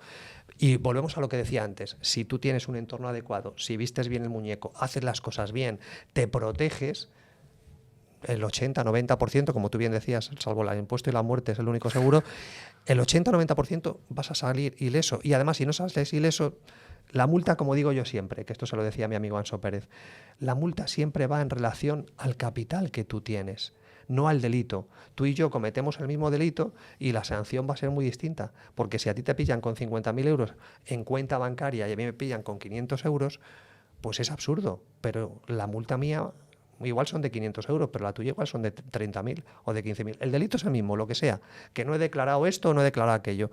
Entonces, esto es así, igual que explico en el libro cómo funcionan los inspectores de Hacienda, que ahora ya lo sabe la gran mayoría de la gente, pero en el 2019 la gente no sabía que por el mero hecho de abrir un acta, a mí como inspector de Hacienda me pagan por abrir un acta, con lo cual puedo abrir 50 actas, aunque sean mentira o no tengan una base. Como no me cuesta nada y al contrario me dan una bonificación, pues abro 50 y le estás ocasionando un daño tremendo a los proveedores y a los clientes de esa empresa que se va a enterar, que ahí no hay protección de datos que valga, que se va a enterar de que dicen que tienes una deuda con fulanito, menganito, con Hacienda. Entonces, vivimos en un mundo, vuelvo otra vez a utilizar la palabra hipocresía, donde al final se utilizan las leyes y se utiliza la ley de protección de datos para unas cosas, pero no para otras, como lo de los hoteles. Oiga, mire, ¿por qué tengo que dar yo los datos a un hotel de con quién voy, que mi cuenta bancaria? Esto es una información, pues ya todo el mundo lo tiene que dar, y si no hay sanciones, ¿no? Y ahora son los ingleses y otros ciudadanos de otros países los que están poniendo el grito en el cielo de por qué en España, frente a otros países de Europa, te piden esta información, ¿no? Entonces somos Europa para lo que queremos, ¿no? Hay mucha hipocresía. La vieja Europa, ¿no? Eso es. Y qué importante también los mentores, ¿no? Bueno, comentas también en el libro, Sí. bueno, que los ricos se rodean de mentores, además no de mentores al uso, sino un mentor, como dicen los americanos, I made it, que lo han hecho. O sea, voy a buscar ese mentor, no que es consultor, bla, bla, bla, sino que hago lo que digo y digo lo que hago, ¿no? Sí. ¿Alguna característica más que busques en los mentores o la gente que te rodea en los mentores? ¿Algo en la que valorar y cómo alguien normal podría tener un acercamiento a un mentor? ¿Cómo elegir un buen mentor? Sí, entiendo la pregunta. Sí, al final no hay una receta mágica, o yo no la tengo, Vicente. Lo que sí sé es que si te conviertes en alguien que pregunta mucho, como tú bien decías, y vas buscando, yo cuando conseguí encontrar un mentor de bolsa, cuando pregunté a otro mentor que tenía yo, Vicens Castellano, que este hombre me enseñaba temas de operar en bolsa, y de repente cuando él cerró el negocio me dijo, mira, hay esta persona que te puede enseñar. Y a partir de ahí yo creo que está muy infravalorada lo que es el tema de la intuición, y el hecho de que muchas veces queremos forzar las relaciones, queremos forzar las situaciones, nos equivocamos. Entonces hay un componente de lo que es la parte, por ejemplo, yo a mis hijos les digo, mira, nunca no tomes una decisión importante en menos de 48 horas, y antes de que la tomes tienes que tener en cuenta una serie de factores que tienen que ser numéricos. Hay una parte subjetiva y una parte objetiva, y las dos tienen que ser sí, la parte racional y la parte subjetiva. El momento que la intuición te dice que no, o la intuición te dice que sí, pero la parte racional, ¿qué es la parte racional? Conocer al mentor, es lo que hablábamos del dinero antes, Vicente. Claro. Tengo que conocer al mentor, tengo que irme, es como el director del banco, tengo que ver si le pillo o no en alguna mentira, tengo que ver si hace cosas, ¿no? Me acuerdo de mi padre que en paz descanse, mi padre, por ejemplo, de repente tiraba pesetas, un billete de 1000 pesetas o un billete de 500 pesetas, y lo tiraba al suelo, y quería ver qué trabajador se lo devolvía o qué trabajador no se lo devolvía. Hacía ese tipo de cosas, ¿no? ¿Por qué? Porque quería ver qué gente tenía a su lado trabajando. Entonces, esto es un poco lo mismo. Tú eres un mentor fenomenal, vamos a conocernos. No te voy a contratar ya. Y hay mucha gente que contrata a un mentor o una formación y no ha investigado. Y muchas veces cuando quieres invertir en una empresa, yo siempre digo, oye, manda un mail a la atención de clientes, llámales, intenta conectar con alguien, ¿por qué? Porque ahí vas a ver cómo funciona la empresa, cómo en los pequeños detalles, ¿no?, que dicen que está el diablo, en esos pequeños detalles vas viendo si la parte lógica y la parte intuitiva funciona bien. ¿Qué tipo de operaciones? ¿Qué te ha ocurrido? ¿Qué has hecho? ¿Qué no has hecho? Sí que podemos empezar en pequeño. Si tienes 100.000 euros y tienes un mentor para invertir y quieres poner los 100.000 euros en una misma inversión, igual tienes un problema. ¿Por qué? Porque no te estás poniendo lo peor.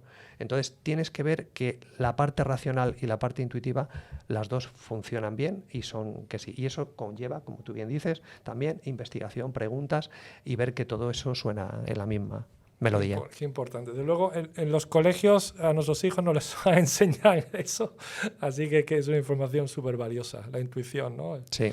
Está muy poco protegida. Sí, señor. Y bueno, ¿crees entonces, en base a lo que hemos diciendo, que el rico realmente piensa que puede crear su realidad? Va a sonar un poco magufo, pero ¿es posible crear nuestra realidad? Bueno, el rico... Efectivamente, figúrate que uno de mis mentores, Fernando, me decía siempre que el taburete, ¿no? Fernando Moreno me decía, Juan, el taburete, visión, sistema y equipo. Nunca olvides esas 3 patas del taburete. La visión, la número 1, y eso es lo que tiene el rico. El rico tiene esa realidad que él quiere crear más clara que tú. Es como el director que va a hacer una película y sabe perfectamente cómo tiene que ser la película. Pues lo mismo, el rico yo sí me daba cuenta que luego saldría, no, acuérdate del apego, no tenía apego, no, para él no era el fin del mundo, pero sí tenía esa visión. Luego tenía un equipo excelente, como no, de personas diamantes que se encargaban de ser buenos en lo suyo y que estaban motivados y que tenían una buena actitud, y luego tenía sistemas donde no todo dependía de él, sino él tenía la visión y a partir de ahí, con el equipo y con los sistemas, daba forma a todo ello.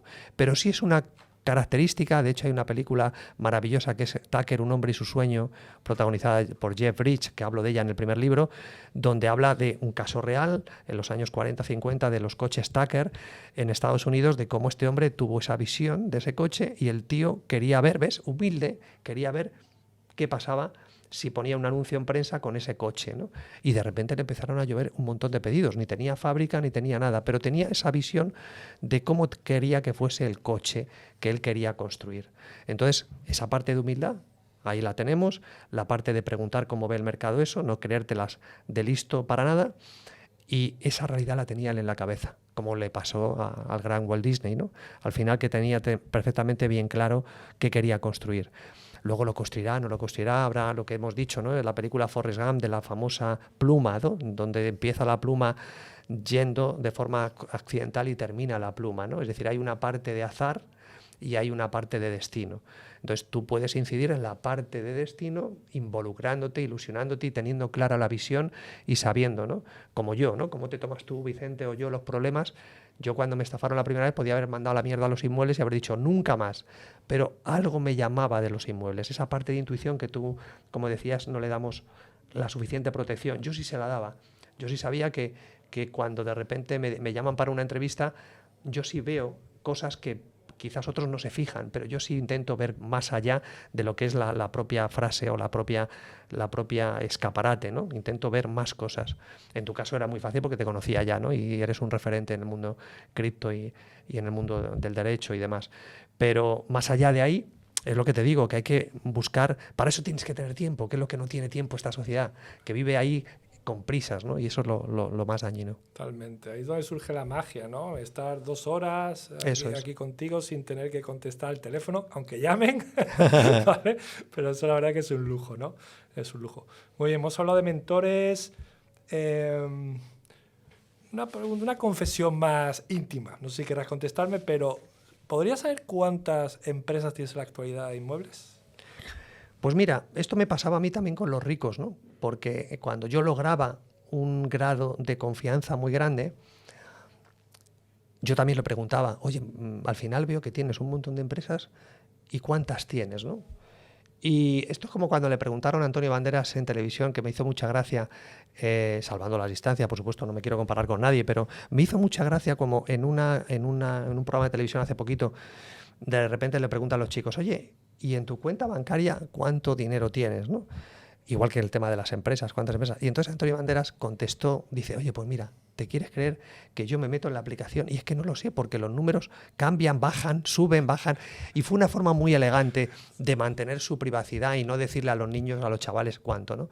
Y yo cuando le preguntaba a los ricos lo mismo de las empresas, me decían, Juan, es que mi carrera, me decían ellos, y me gustó esa respuesta, me decían, mi carrera no va de cuántas empresas tengo o cuántos inmuebles o cuánto dinero tengo. Porque el dinero, las empresas y el patrimonio no es lo relevante para mí. Lo relevante para mí es mi familia, mi calidad de vida y saber que yo mañana puedo no estar aquí, pero sé que mientras he estado dando lo mejor. Las empresas, no lo sé, yo tengo un montón de empresas porque hay muchas que son de socios que ponen su capital, la famosa sociedad diamante. Entonces, podría, y muchas veces no hago las cosas por ese motivo, porque recuerdo lo que me enseñaron los ricos.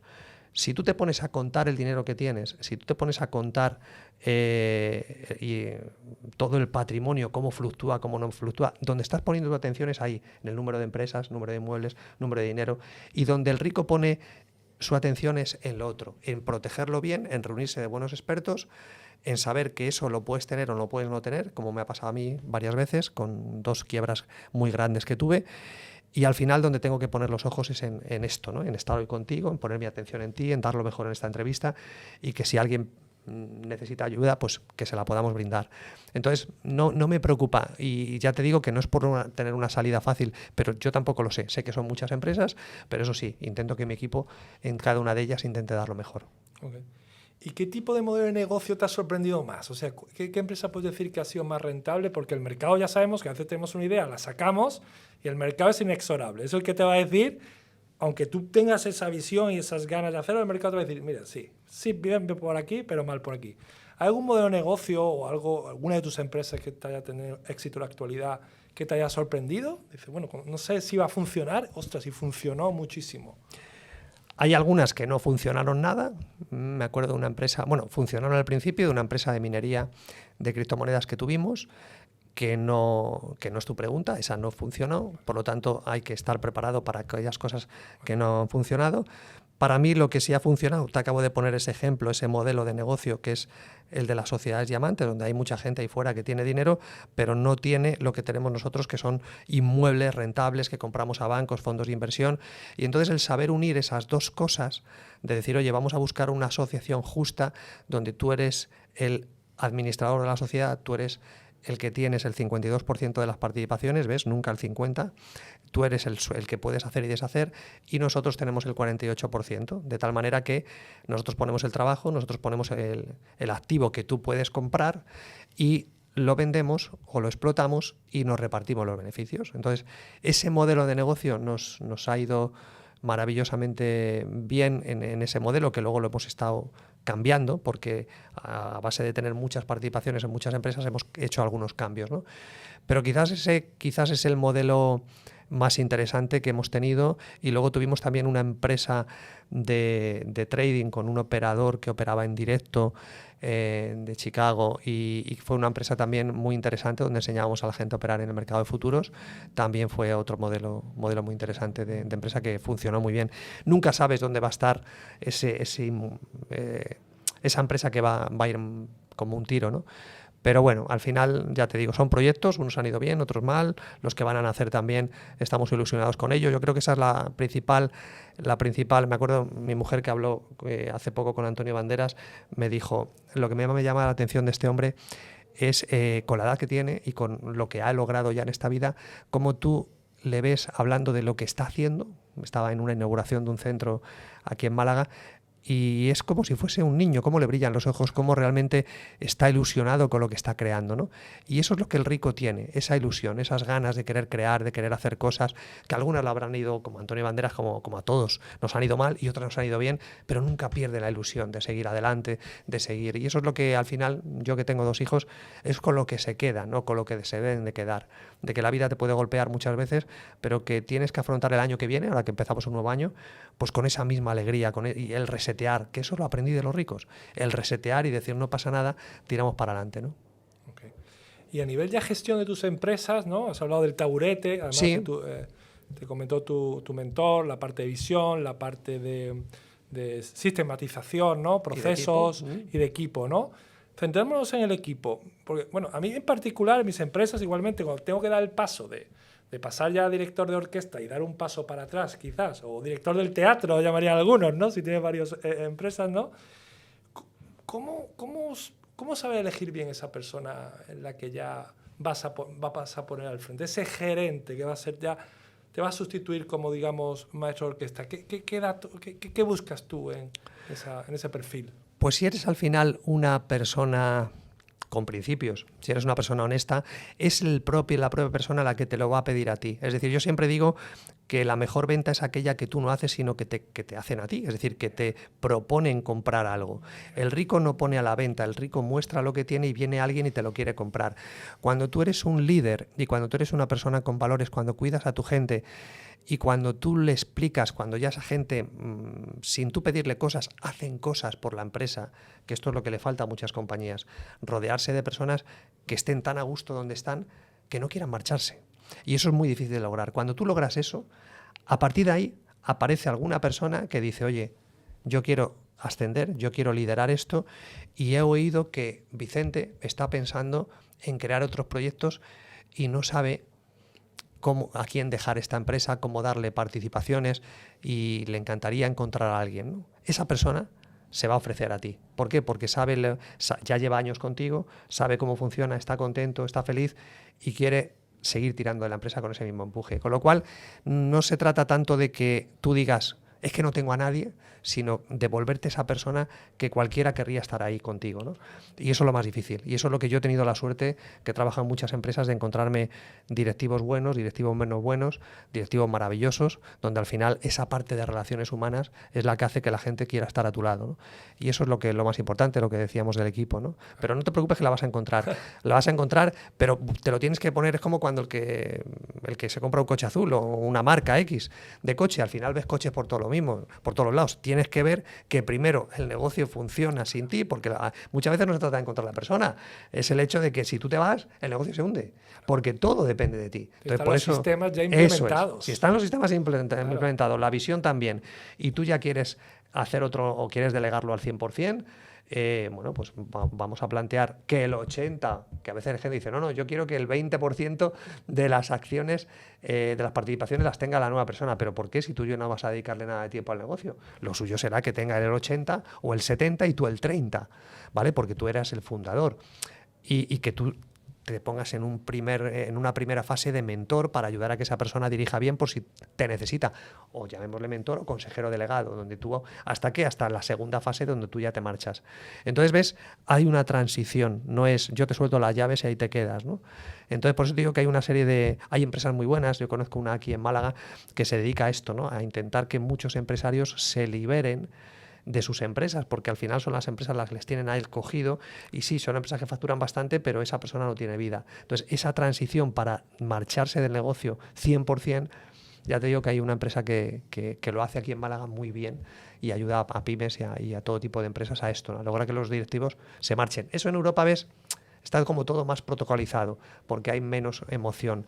Pero aquí en España con la emoción nos juega mala pasada. Son la empresa familiar. Sí, exactamente. Ahí hay más problemas. Y luego colocas, cuando llega el momento, es el momento de 3 años, que sí. o va cojonudamente, que quieres dar ese paso atrás para colocar a alguien al frente. Ya vas colocando personas en tus diferentes empresas. Luego mantienes un core, o sea, como estas son mis empresas con los gerentes que monto, y luego tengo 6, 7 tíos en mi holding, digamos, que siguen controlando todas las demás. No sé si funcionas también de esa forma, porque he podido interactuar con alguno de tu equipo, son toda gente excepcional. Magdalena, un saludo Magdalena, que ha organizado esta entrevista.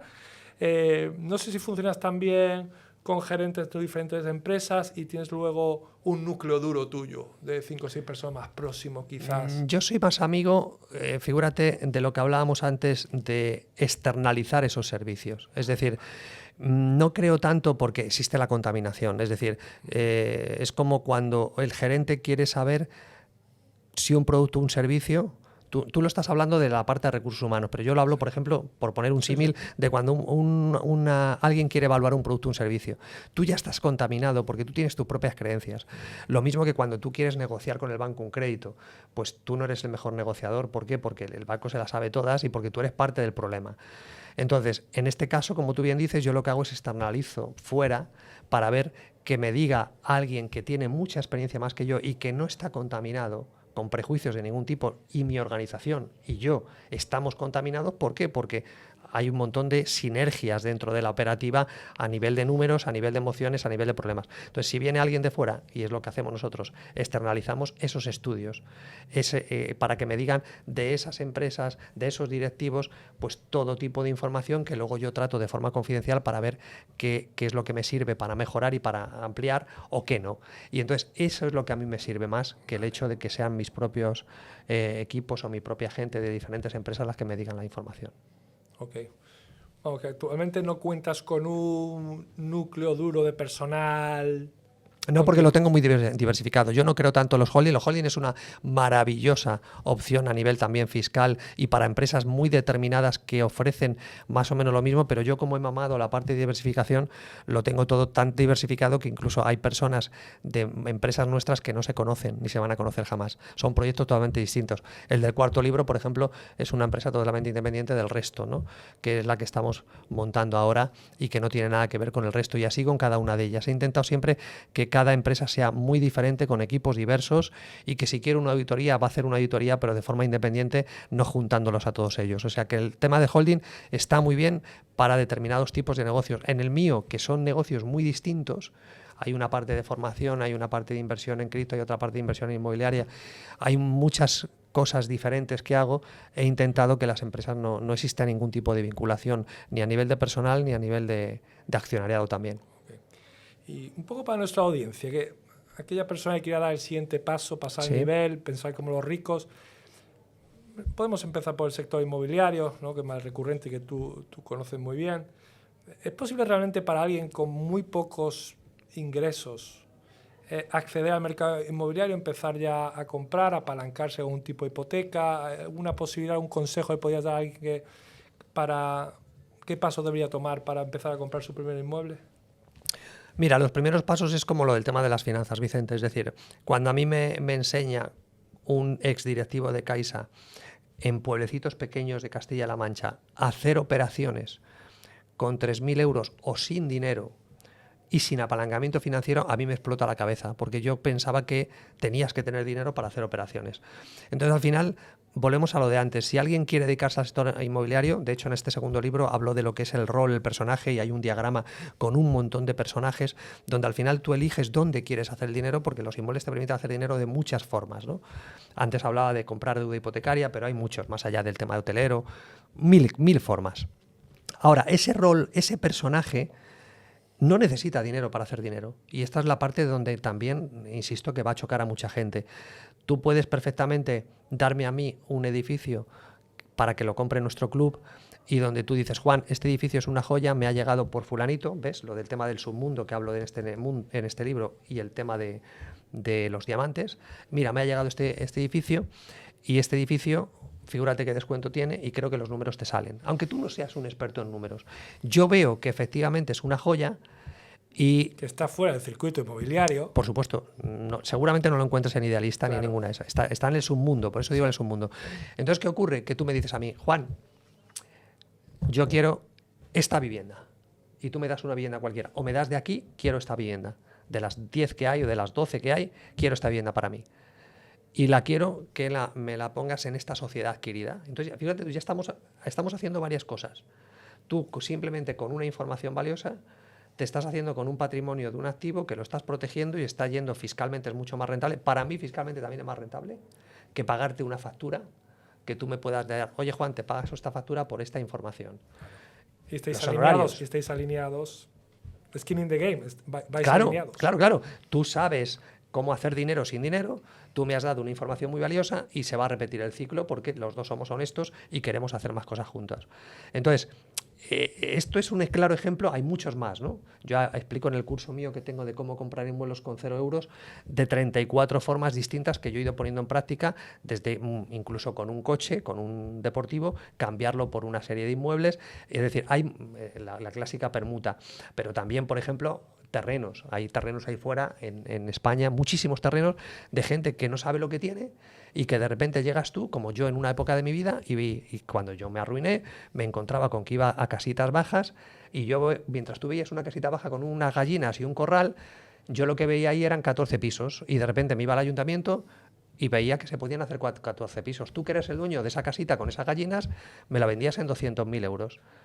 Y los vale 200.000 euros. Pero de repente yo lo vendía por 500.000. ¿Por qué lo vendía yo en la misma semana por 500.000? ¿Por qué algún loco me pagaría 500.000 euros? Porque no era una casa para vivir. Era un suelo para construir 15 viviendas. Y yo cogía ese suelo, que ahora ya no valía 200, sino valía 500, y se lo ofrecía a 3 promotores que yo ya conocía. Y le decía, oye, mira, aquí puedes hacer 15 viviendas, mira, todo lo que necesitas. Tasación oficial, financiación del banco, quién te las va a vender, mira los números, aquí tienes todo. Y veían que esa información era real, porque ya me había procurado yo de hacerlo. Había un anteproyecto, estaba el arquitecto, estaba todo montado. Y entonces el tío decía, pues sí, esto vale 500.000 euros. Pero ves, no era una casa para vivir con las gallinas que lo vendías como tal, no, lo vendía como algo para hacer 15 viviendas, levantar 15 viviendas. Este es un ejemplo muy tonto. Yo me he comprado en Torremolinos una nave, un local, donde la gente veía un local. Yo que he visto ahí 240 trasteros y he vendido bloques de trasteros a inversores. Entonces, al final, Yo he cogido pisos en Getafe, en Madrid, pisos de 80 metros y he creado 4 estudios o 4 apartamentos independientes, no segregados, con lo cual no necesitas ningún permiso ni ninguna licencia, es tu casa. Pero es una fuente de ingresos pasivos para alguien que antes le daba 900 euros al mes y ahora le da 2.000, 2.500 euros al mes. La misma propiedad, pero lo he cambiado. Entonces ves al final dónde está el dinero en la mentalidad, en saber qué hacer con ese activo. Habrá activos que no puedas hacer nada y otros. Pero te acabo de demostrar cómo tú, un local que, por ejemplo, tú me ofreces ese local, tienes esta idea y tú me dices, Juan, yo quiero 20 trasteros y me lo vas a poner a este nombre y quiero que me lo gestione la empresa que gestiona tuyo, porque yo te doy el servicio global. Okay. Yo te doy el servicio, todo lo que tú necesitas, la parte jurídica, la parte fiscal, la parte de notaría, la parte de impuestos, la parte de la gestión, si quieres comprar, vender, reformar, si quieres alquilar, todo. Y tú desde el móvil ves esos trasteros, cuánta rentabilidad te está dando. ¿Y cómo has hecho eso? Simplemente con tener esa información y saber a quién dársela, de qué manera dársela y demás. ¿Eso conlleva qué? Tiempo.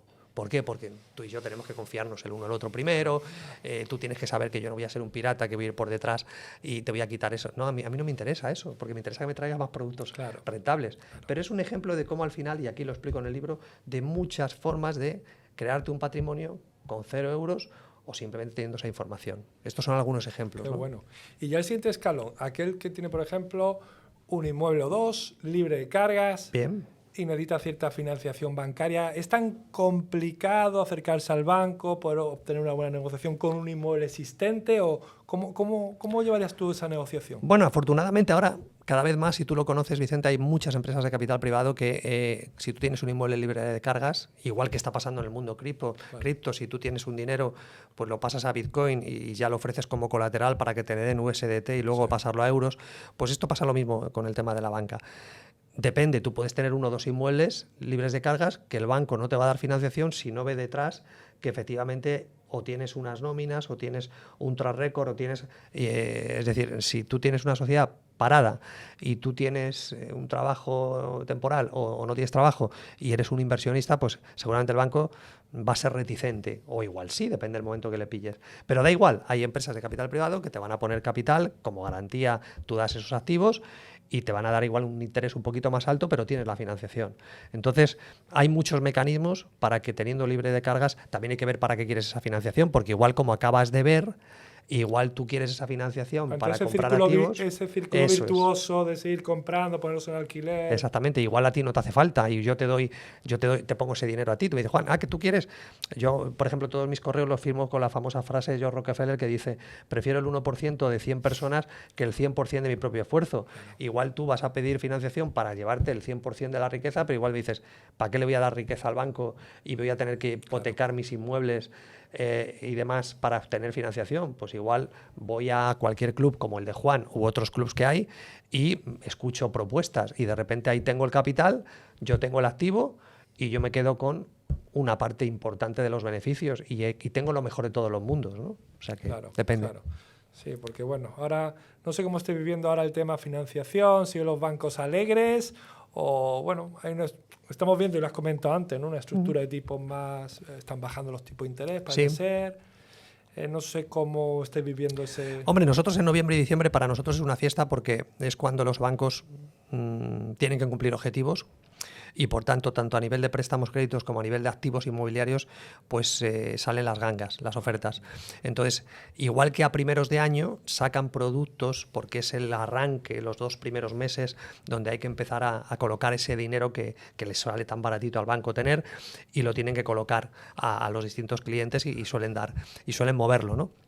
Por lo tanto, siempre digo eso, ¿no? Que el último trimestre y el primer trimestre a nivel de bancos, financiación y activos y oportunidades son importantes, ¿no? O sea que bueno, pero luego más allá de ahí, lo que te decía antes, hay gente que dice, bueno, pues venga, meto un inmueble en la sociedad y pido que la sociedad le den financiación. Y te van a decir, sí, pero avala usted. Claro. No, es que yo no quiero avalar, es que paso está la casa. No, la casa no me vale. El banco no quiere casas, ya tiene muchas. Claro. El banco lo que quiere es, efectivamente, que le devuelvas el dinero con los intereses.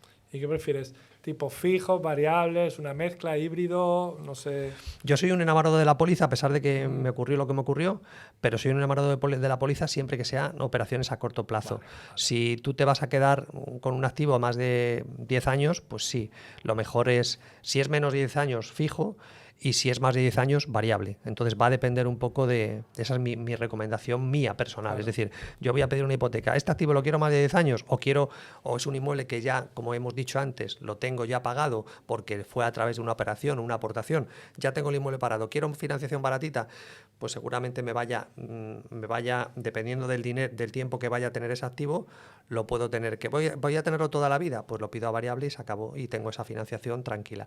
¿Que voy a deshacerme del inmueble porque lo voy a revalorizar y me voy a desprender de él? Pues lo haría fijo. Claro, pues además una póliza de crédito, un interés muy bajito por lo dispuesto, ¿no? Que la verdad que es... Sí, la póliza lo tienes que devolver al año o te la renuevan al año, claro. Y para comprar y vender dentro de un año está muy bien, pero volvemos a lo mismo. Tienes que ponerte en el peor de los escenarios. Claro. Si no, ¿qué otras formas de salida tienes, ¿no? Si no te lo renueva el banco o el activo no se ha vendido. Claro. Eso la gente tiene que pensarlo. Claro. Y es que estáis viendo un poco también, ya para terminar la parte inmobiliaria, estáis viendo nuevas tendencias porque, bueno, aquí lo que está sonando mucho español también saliendo fuera, Dubái, por ejemplo, ¿no? Están llegando gente con capitales de aquí, están comprando pisos, renovándolo en 5 meses y vendiéndolos con unas rentabilidades, ni seguridad social, los trabajadores trabajando día y noche. No sé si... ¿Qué estáis viviendo ahora? Bueno, aparte de gente invirtiendo aquí, pero ¿estáis viendo también tráfico de gente invirtiendo fuera de España? Sí, efectivamente. De hecho, nosotros vamos a sacar en el año 2025 una línea de inmuebles en Florida para que gente desde España pueda tener su patrimonio en Florida, en Orlando, en Miami, y puedas tener con un pequeño capital de $100.000 o 100.000 euros, puedas tener una vivienda en Miami de 300 y pico mil euros totalmente apalancado, financiado y con una renta de unos $1.000 netos, ya pagando la hipoteca y pagando todos los gastos. Entonces sí estamos viendo que cada vez tanto gente de fuera quiere invertir en más sitios fuera de su país, no solamente en España, como españoles que quieren decir, oye, está muy bien tener patrimonio aquí, pero queremos otras alternativas fuera, ¿no? Y bueno, en Filipinas, en otros sitios donde están las explotaciones de villas turísticas. Sí estamos viendo una tendencia cada vez mayor. Sí. Indonesia, Bali, Indonesia, ¿no? Bali, muchas sí. cosas, mucha plataforma de tokenización allí. Exacto. No, y lo de Miami es increíble. Yo creo que es una zona... Pablo, ¿no? Bueno, aquí un poco mi socio en el podcast, que le mandamos un saludo, no ha podido estar aquí, falleció el tío, tenía también, tristemente, un saludo y un abrazo. Pues bueno, me contaba de Miami, ¿no? He estado viviendo muchos años, ¿no? Tengo puestos muy relevantes... Citigroup, toda la parte de Web3, de criptoactivos, también la parte de Visa también fue responsable. Bueno, la última que me cuenta de Miami, bueno, me llama un cliente que vaya a verlo a uno de sus áticos, edificios, va con el coche, me dice, bueno, lo llamo, mira, ya estoy aquí, sube con el coche. Con el coche, pero ¿es un edificio? No, que puedes subir el coche, pues. Subió el coche en el garaje. Al ático, planta 100. Tenía un garaje increíble. Y son los nuevos modelos, o sea, todos los áticos que están viendo. Entonces, bueno, aquí están llegando ya a Marbella todo el tema de brand residence, así que estamos viendo mucho movimiento Dolce & Gabbana, Fendi, estamos viendo bastante, bueno, un sobrecoste de mi punto de vista, ¿no? Por el tema de la marca, pero bueno, esos modelos de Miami, de Dubái, que hemos estado hablando, pues estado viendo tendencias. Y hemos hablado de visión, futuro, te mueves mucho, siempre estás a la última. Viene un libro nuevo. ¿Qué más? ¿En qué más estás? ¿Qué más estás viendo? Bueno, el libro tiene que... Todavía le queda un poquito de recorrido. Quiero hacerlo bien porque volvemos a lo mismo, ¿no? Lo que me mueve a mí mucho, Vicente, que ya me conoces, es ser de utilidad. Estos trucos son todos prácticos, útiles para mejorar la vida. Entonces, este cuarto libro lo quiero hacer, aunque tarde más, lo quiero hacer con mucho cariño porque volvemos a lo mismo. Va encaminado a que más personas puedan, lógicamente, ser más libres y puedan tener un control más exhaustivo de su patrimonio y puedan vivir de otra manera, ¿no? Entonces, proyectos siempre, yo soy un soñador en ese sentido y una persona que siempre me mantiene vivos, por eso hablo también del tema de la jubilación en ese último libro, ¿no? Realmente el rico no termina de jubilarse porque está inmerso en proyectos bonitos, ¿no? No se olvida de vivir, no se olvida de disfrutar de la vida, pero está siempre con proyectos.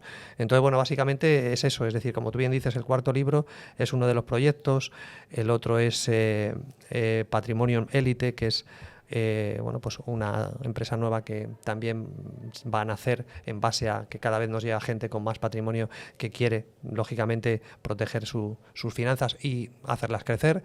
Y luego también lo que llamamos Ciudadela Ulises, que es la comunidad que vamos también a crear el año que viene para ayudar a que la gente, bueno, pues tenga más conciencia de cómo Bitcoin le puede facilitar la vida en muchos sentidos y de qué manera. Solo Bitcoin, no hablamos del mundo cripto, con todos mis respetos, pero hay unas diferencias, como tú bien sabes, grandes entre lo que es Bitcoin, Bitcoin puro, y lo que es las criptomonedas, que no dejan de ser empresas, organizaciones y demás, donde, bueno, pues puede pasar de todo, y yo también tengo criptomonedas, pero soy un enamorado más de Bitcoin, ¿no? Entonces, bueno, todo es unido, es de lo que va el cuarto libro, y esos son los proyectos ahora mismo para el 2025. Me encanta Ciudadela, me encanta el nombre, ¿no? Esa ciudad-estado protegida, ¿no? Con foso de tiburones. O sea, también muy bien, ayudaría. muy bien. Ahí estamos. Y nada, y bueno, pues ha sido un auténtico placer. Gracias, Vicente. Un honor tenerte y placer. bueno, nos seguimos viendo. Cuando quieras. Muchas gracias por todo. Muchas gracias.